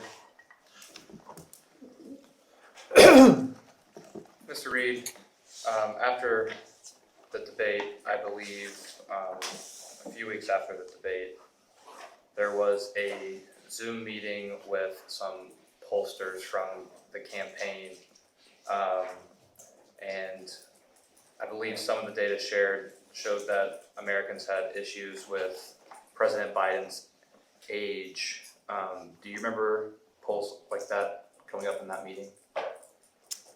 Well,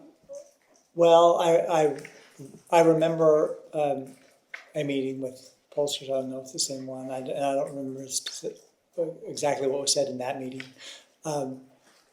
Voters had concerns about the president's age throughout the campaign.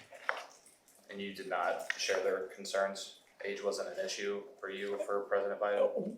I mean,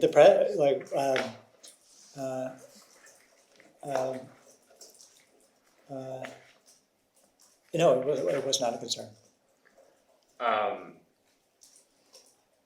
When were you made aware, well, let me back up. When did the conversations begin on whether President Biden should drop out of the race or not? So the last time I saw Joe Biden before he dropped out was in Las Vegas when he came down with COVID, as I described earlier.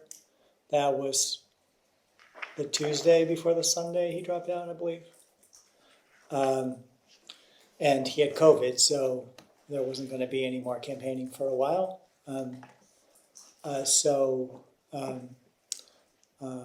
I went to Juneau, Alaska, where my son was doing a summer internship as a young prospective attorney. He had his first trial, so I went and watched that and stayed in Alaska the balance of the week and didn't learn of the president's decision until he announced it on a senior staff call on that Sunday morning. But prior to his announcement to you all, were there any discussions about potentially dropping out? As I said before,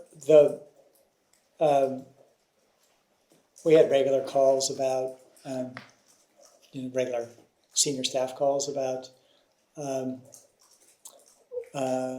what leaders were saying, what delegates were saying, but I wasn't involved in the discussions with President Biden in those final days about whether to run or not to run. Did you have any discussions with members of Congress about trying to get the president to drop out of the race? I was with him on a handful of occasions when he did Zoom calls with, he did a handful of Zoom calls with various caucuses in the House, and I can't remember any in the Senate, but and some individual members spoke out in those meetings. Did you ever engage with any external stakeholders that were trying to propose that President Biden should drop out of the race? I'm sure I must have heard from some.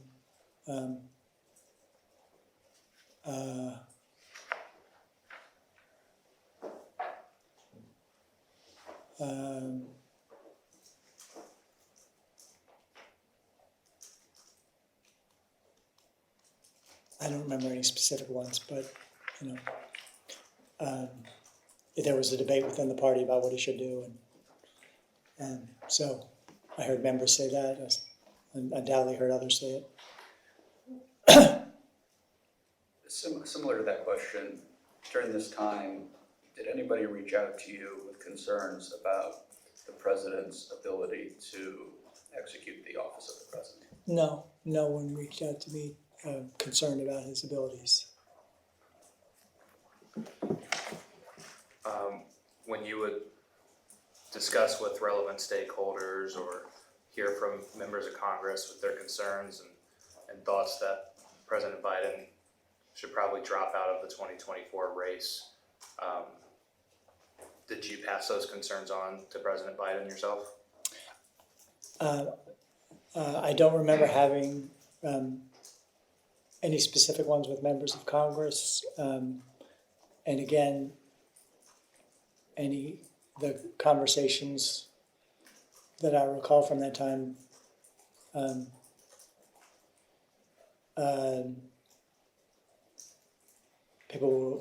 some people were raising concerns about whether he would win, but I don't remember any discussions about whether he could do the job.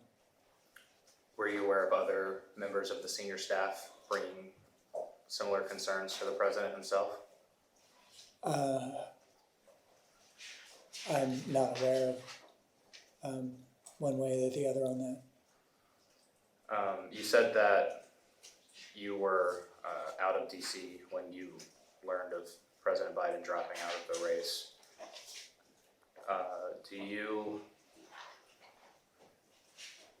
Did you have any? What were the discussions with the senior staff call? Were people upset that the president was dropping out? Do you think he could still push forward? There's a path to victory. I can't speak for others.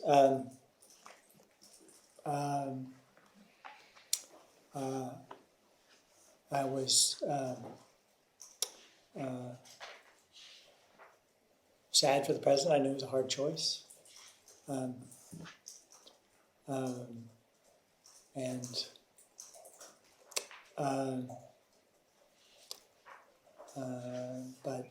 I don't remember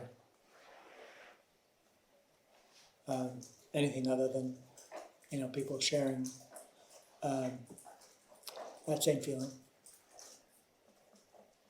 Did you have any conversations with other members of the senior staff in the White House to which somebody said that the president was making the right choice in dropping out of the race? I don't remember anyone saying that, but look, I was in Juneau, and so I went for a hike. After the announcement of the dropout, I suppose when you returned back to DC from Alaska, I assume you returned to the White House and started prepping for the last few months of the administration. Is that correct? Yeah, the day after the president dropped out of the race, I was back in the White House. He called me and he said, put together a 6-month plan for what we're going to do the rest of the way. And did that include post-presidential plans? No, it was how many points we could put on the board before we left. In fact, we spent that ensuing week putting together, at his insistence, a Supreme Court reform proposal that he announced at the LBJ school a week later. He and I had multiple conversations with Larry Tribe, his favorite constitutional law professor, about what he should do on that front. So he came back to the office raring to go.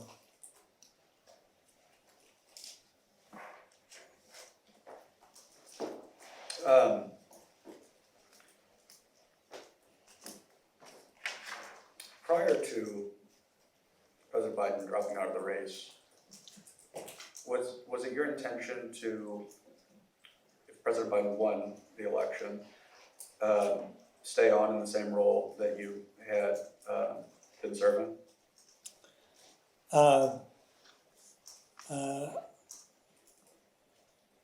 I hadn't made up my mind what I was going to do next.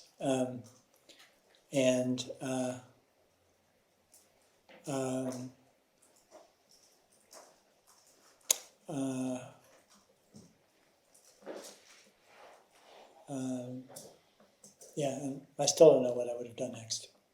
What were you weighing?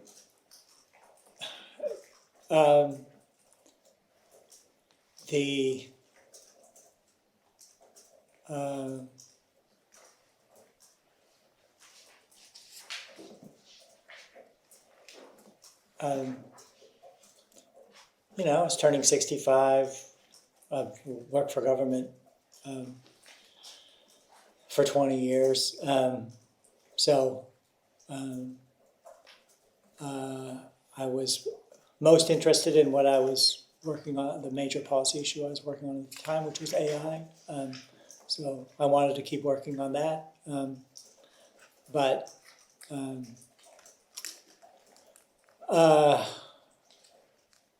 When I've served in the White House before and, you know, been confronted with the decision of, you know, do you want to serve another term?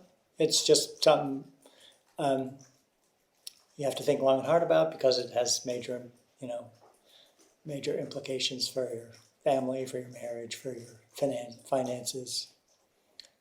So that was, you know, not really an issue on my mind at the time.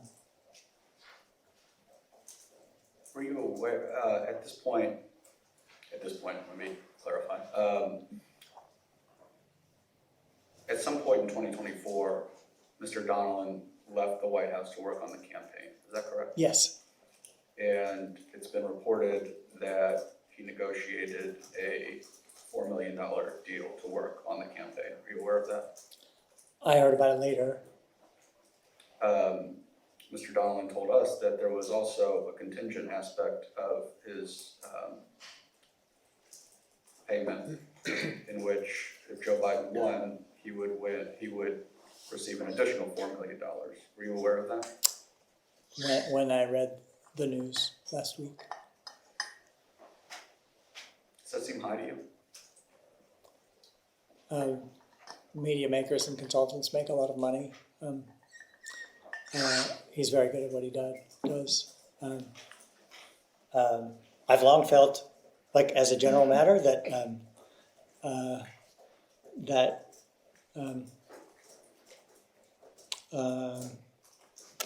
the consultants make too much money.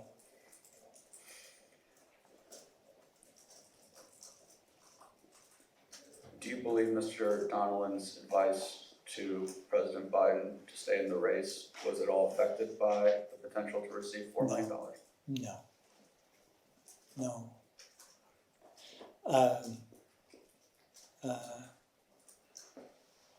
Mike Donilon wanted to win. He wanted to beat Donald Trump.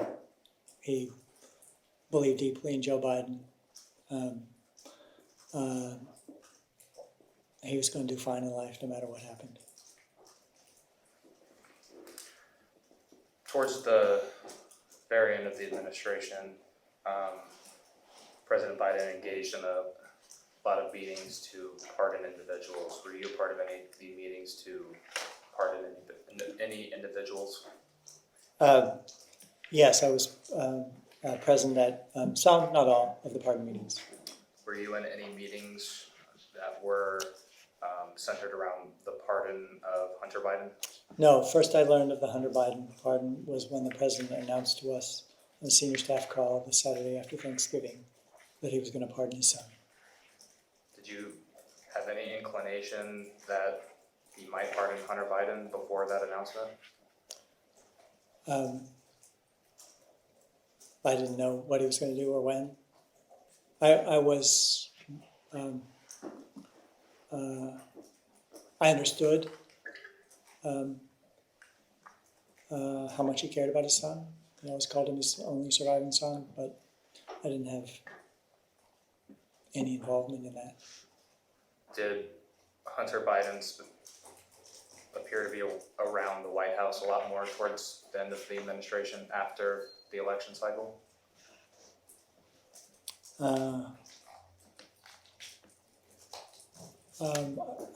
I don't remember anything specific. There were some family events. Last time at Camp David.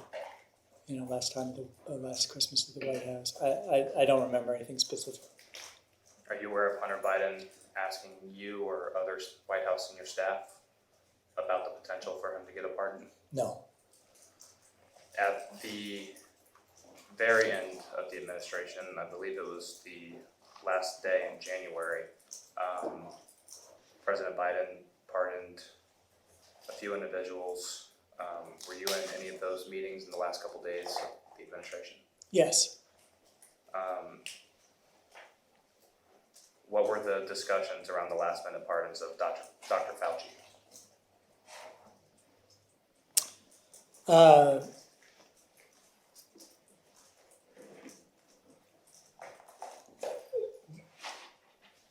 I don't remember specific discussions. And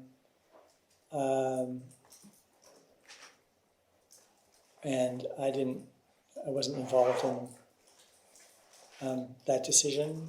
I think I was present when the president made it, but it was for Dr. Fauci, for General Milley,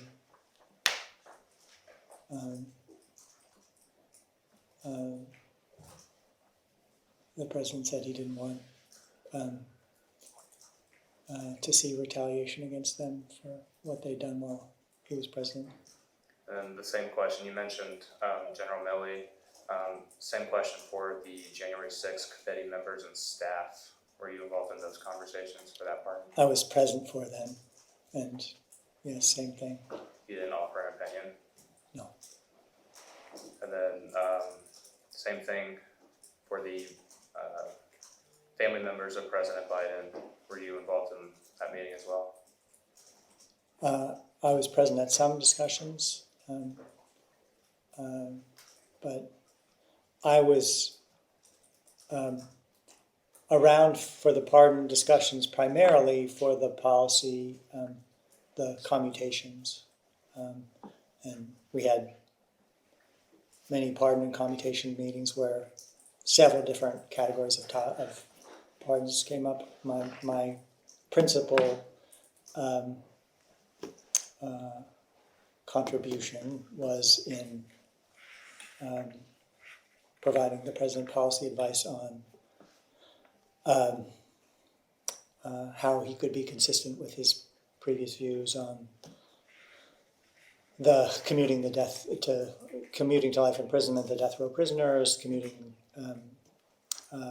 the sentences of drug disparity prisoners who had been sentenced to a longer sentence than they would get today, but making sure that they didn't have a high risk of recidivism, and then the home at-home cares act commutation. To be clear, nobody from President Biden's family's legal team ever reached out to you regarding the pardon? No. Including Abby Lowell, correct? No.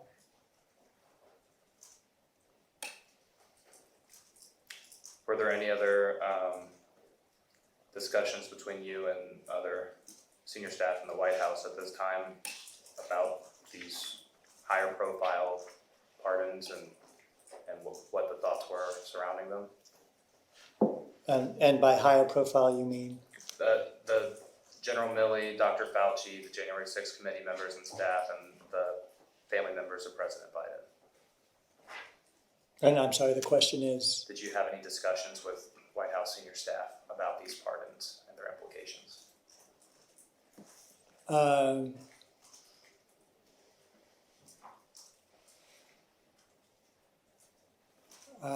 There had been some conversations of, not with, prior to the issues going to the president, where there were discussions about individuals, but the White House counsel was primarily responsible for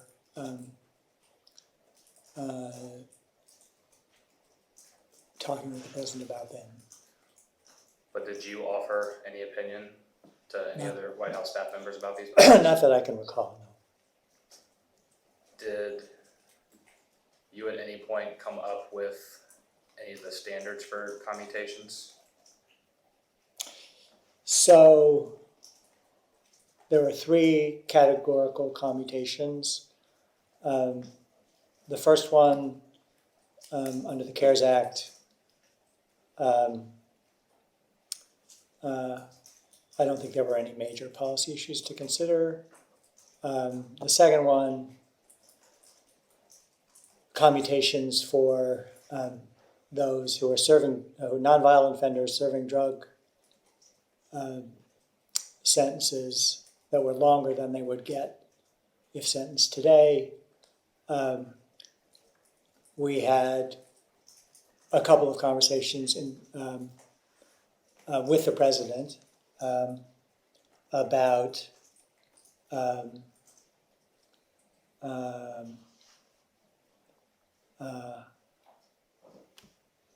how to determine the criteria that would make sure that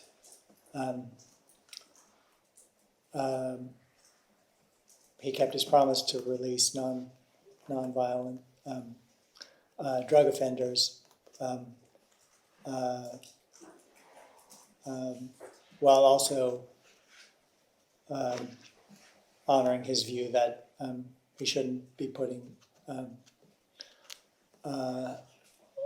dangerous offenders out on the street. And what we eventually settled on was to use the First Step Act, which has a pattern, something called the pattern score, which is based on how long the prisoner's been in prison, what they were sent in for, what their behavior has been like in prison, several factors that go in to determine what their risk of recidivism is, and the president settled on those who didn't have a high risk of recidivism.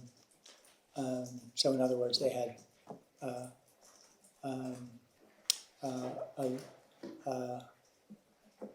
lower risk of recidivism than before they came up with a pattern score. In any event, that was the major decision on that one. On the death penalty, the president had issued a moratorium, or his Justice Department had issued a moratorium at the beginning of his administration to pause the death penalty for 37 of the 40 prisoners on death row, but not pause it for those who'd committed hate crime related mass murders or terrorism. So the Boston bomber, the shooter in Charleston at the Mother Emanuel Church, and the Tree of Life Synagogue in Pittsburgh. And so because these involved policy decisions, is it fair to say that you played a significant role in shaping these commutations? I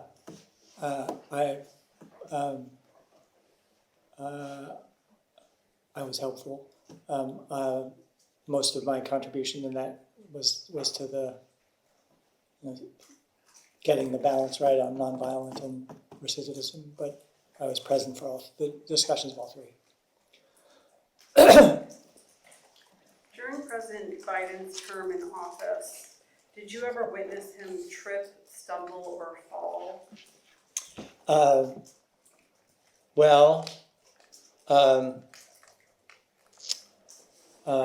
I was at the Air Force Academy commencement when, after shaking 900 hands of graduating service members, he tripped over a sandbag that Advance had left in the middle of the stage because it was a very windy day. They were worried that the speaker's podium was gonna blow over. So I didn't see him fall. I saw the video of it. And I saw him afterward. He was fine. He joked about being sandbagged. I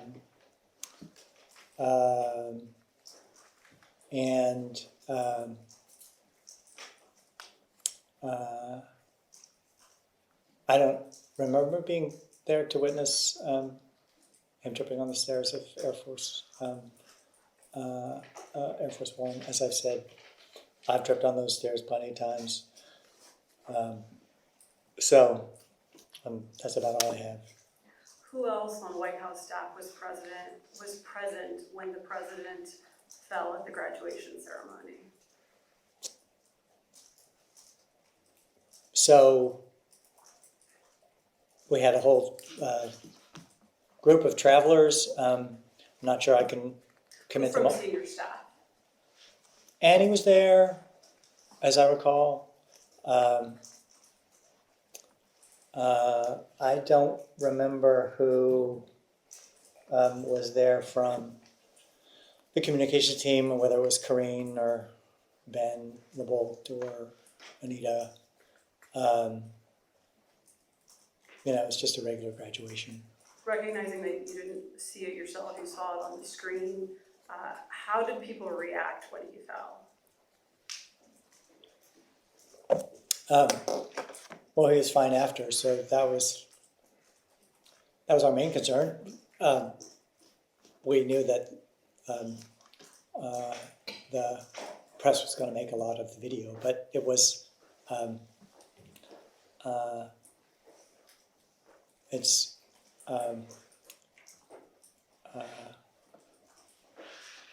something that could happen to anyone. Big sandbag that shouldn't have been there, had no business being in the middle of the platform.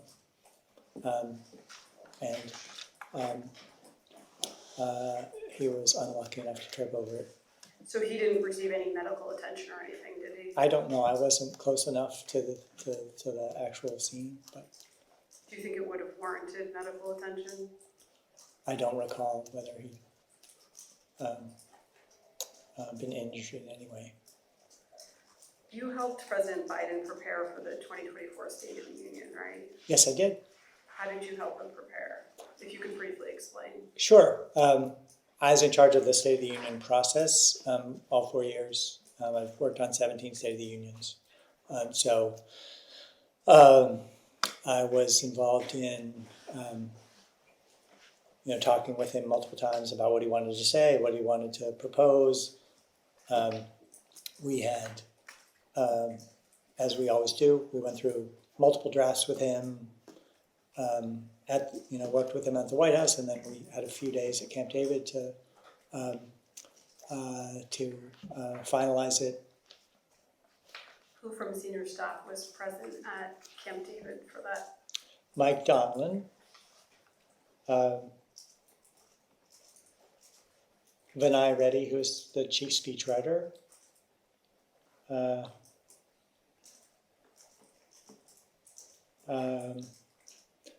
at some point, Steve may have come up. I can't remember if Jeff came up. It was like 4 days or something. So, and then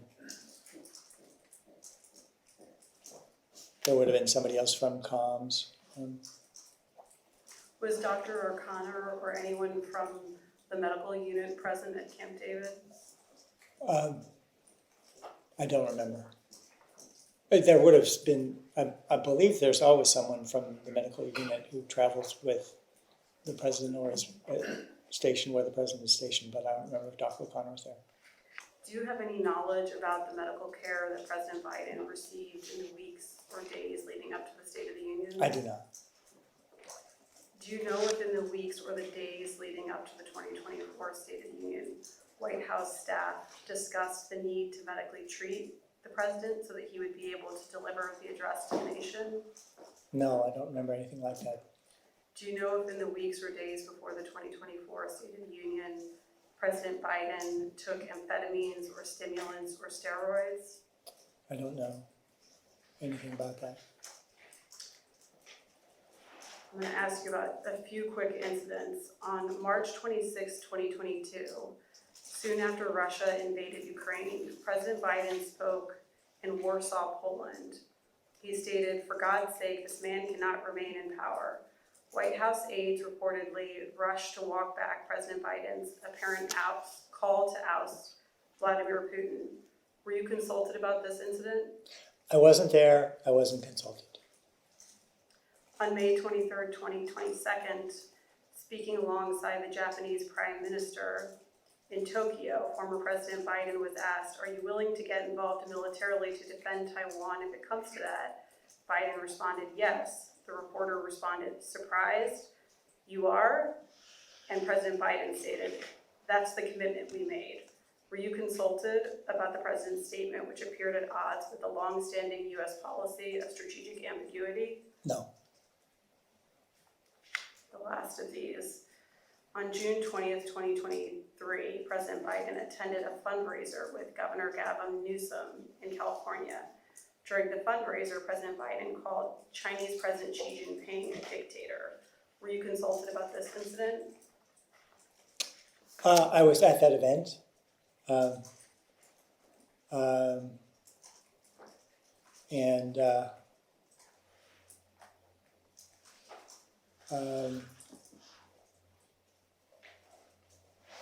I don't remember the details of the conversation after. I was around, but Did staff react to the statement that the president had made?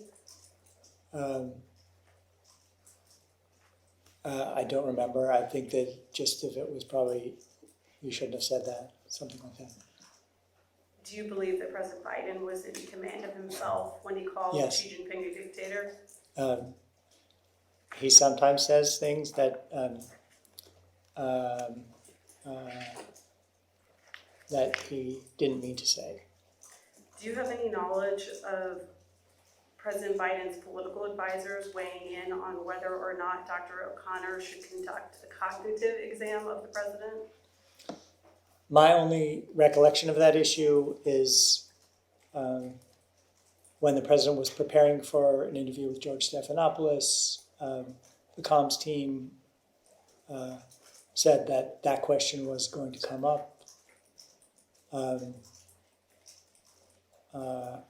Doc O'Connor gave his opinion that that those tests are meaningless.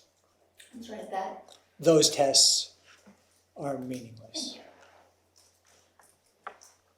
Did you ever hear anyone from White House staff say they thought President Biden should or should not receive a cognitive exam? Well, I heard Doc O'Connor say they're meaningless.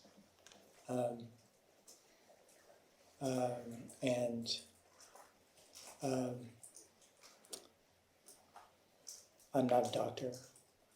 But you never heard anyone from senior staff besides Dr. O'Connor comment on whether he should or should not receive a I cognitive can't speak for others. My view is that there's no tougher test than the presidency. So, Did you ever hear anyone say one way or another? not that I can recall. Did you ever hear any of President Biden's political advisors comment on any of the health care that the president should or shouldn't receive, of course, beyond Dr. O'Connor?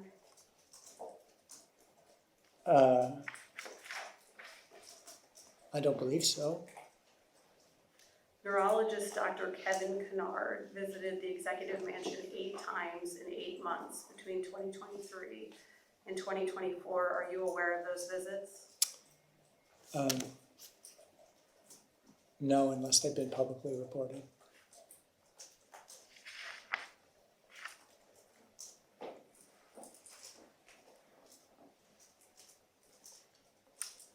Okay.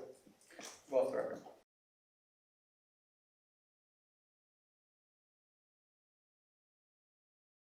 I'd like to mark as Exhibit B, a July 23rd, 2025 Punch Bowl News article stating, quote, "The GOP-controlled House is an arm of the White House.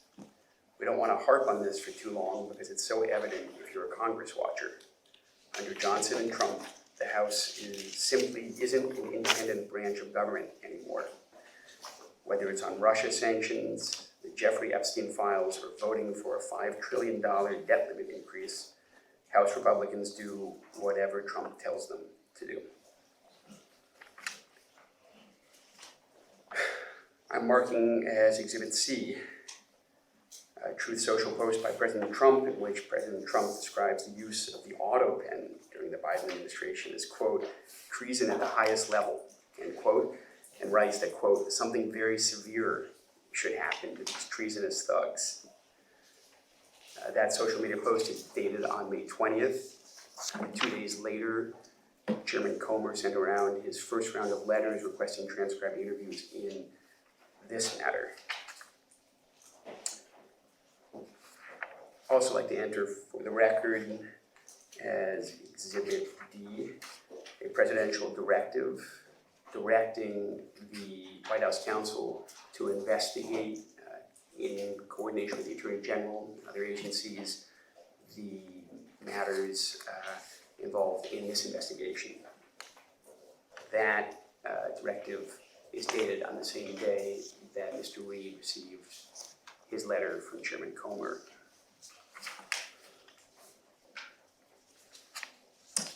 Mr. Reed, I would like to go back to your discussions with my majority colleagues about the decisions President Biden made during his presidency. Did anyone, to your knowledge, ever step in to carry out the duties of the presidency in Joe Biden's place because he was unable to do so? No.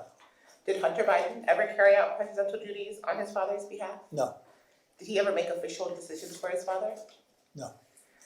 Did you believe there was an effort by Hunter Biden to usurp the presidency? No. Did Dr. Joe Biden ever carry out presidential duties on her husband's behalf? No. And to your knowledge, did anyone in the White House at any point during Joe Biden's presidency ever make decisions to issue any form of clemency or pardons or otherwise in Joe Biden's name without his knowledge or authorization? No. Did you ever make decisions to issue any form of clemency, pardons, or otherwise in Joe Biden's name without his knowledge or authorization? No. So is it fair to say, to your knowledge, all decisions to issue any form of clemency or pardons during the Biden administration were made by Joe Biden alone, Yes. and no one else exercises power on his behalf? Correct. Throughout the day, our colleagues in the majority have made references to a number of articles or books that have come out recently describing either the 2024 campaign or the final period in the Biden presidency. I would just caution you, of course, that those books are not on the record here. Any characterization of those books or anything else you haven't seen yourself, you'll have to forgive us and our colleagues if those are just paraphrases.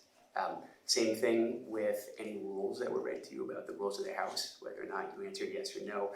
Of course, the minority may have a different read on anything that was given to you. But one of the books that was mentioned at the top of the day was a book called Uncharted by Chris Whipple. I know you haven't read it, but you did talk to Mr. Whipple. In a recent Fox News interview, Mr. Whipple said that there is no evidence that Biden was unable to fill the duties of Commander-in-Chief. He said the notion that this was somehow, Biden's last year was weekend at Bernie's and there was a cabal running the country with an Autopen is just silly. The notion that they're going to be able to prove that there was this dastardly cover-up on the part of Biden's inner circle is just crazy to me. I think the answer is that this thing goes nowhere. Does that quote from Mr. Whipple surprise you? No.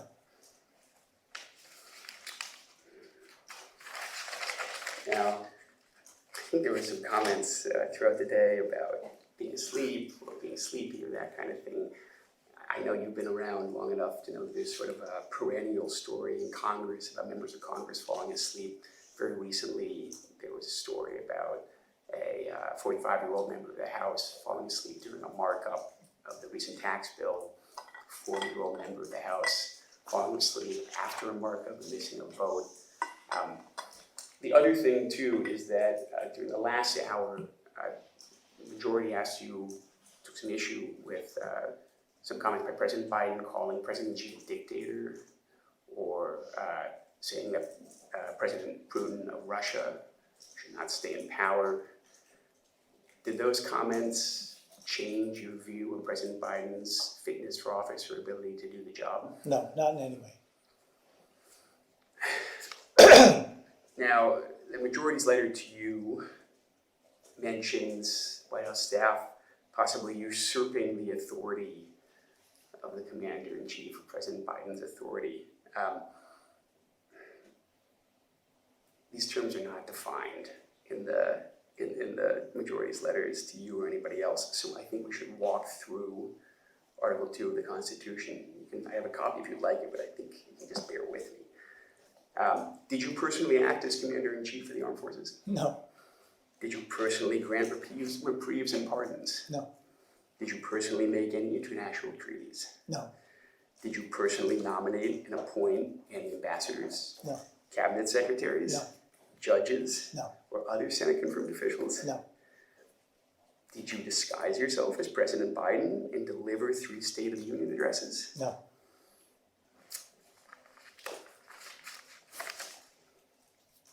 In your view, did President Biden faithfully execute the office of President of the United States? yes, he did.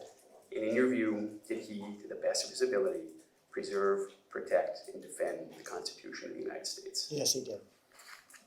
Let's go off the record.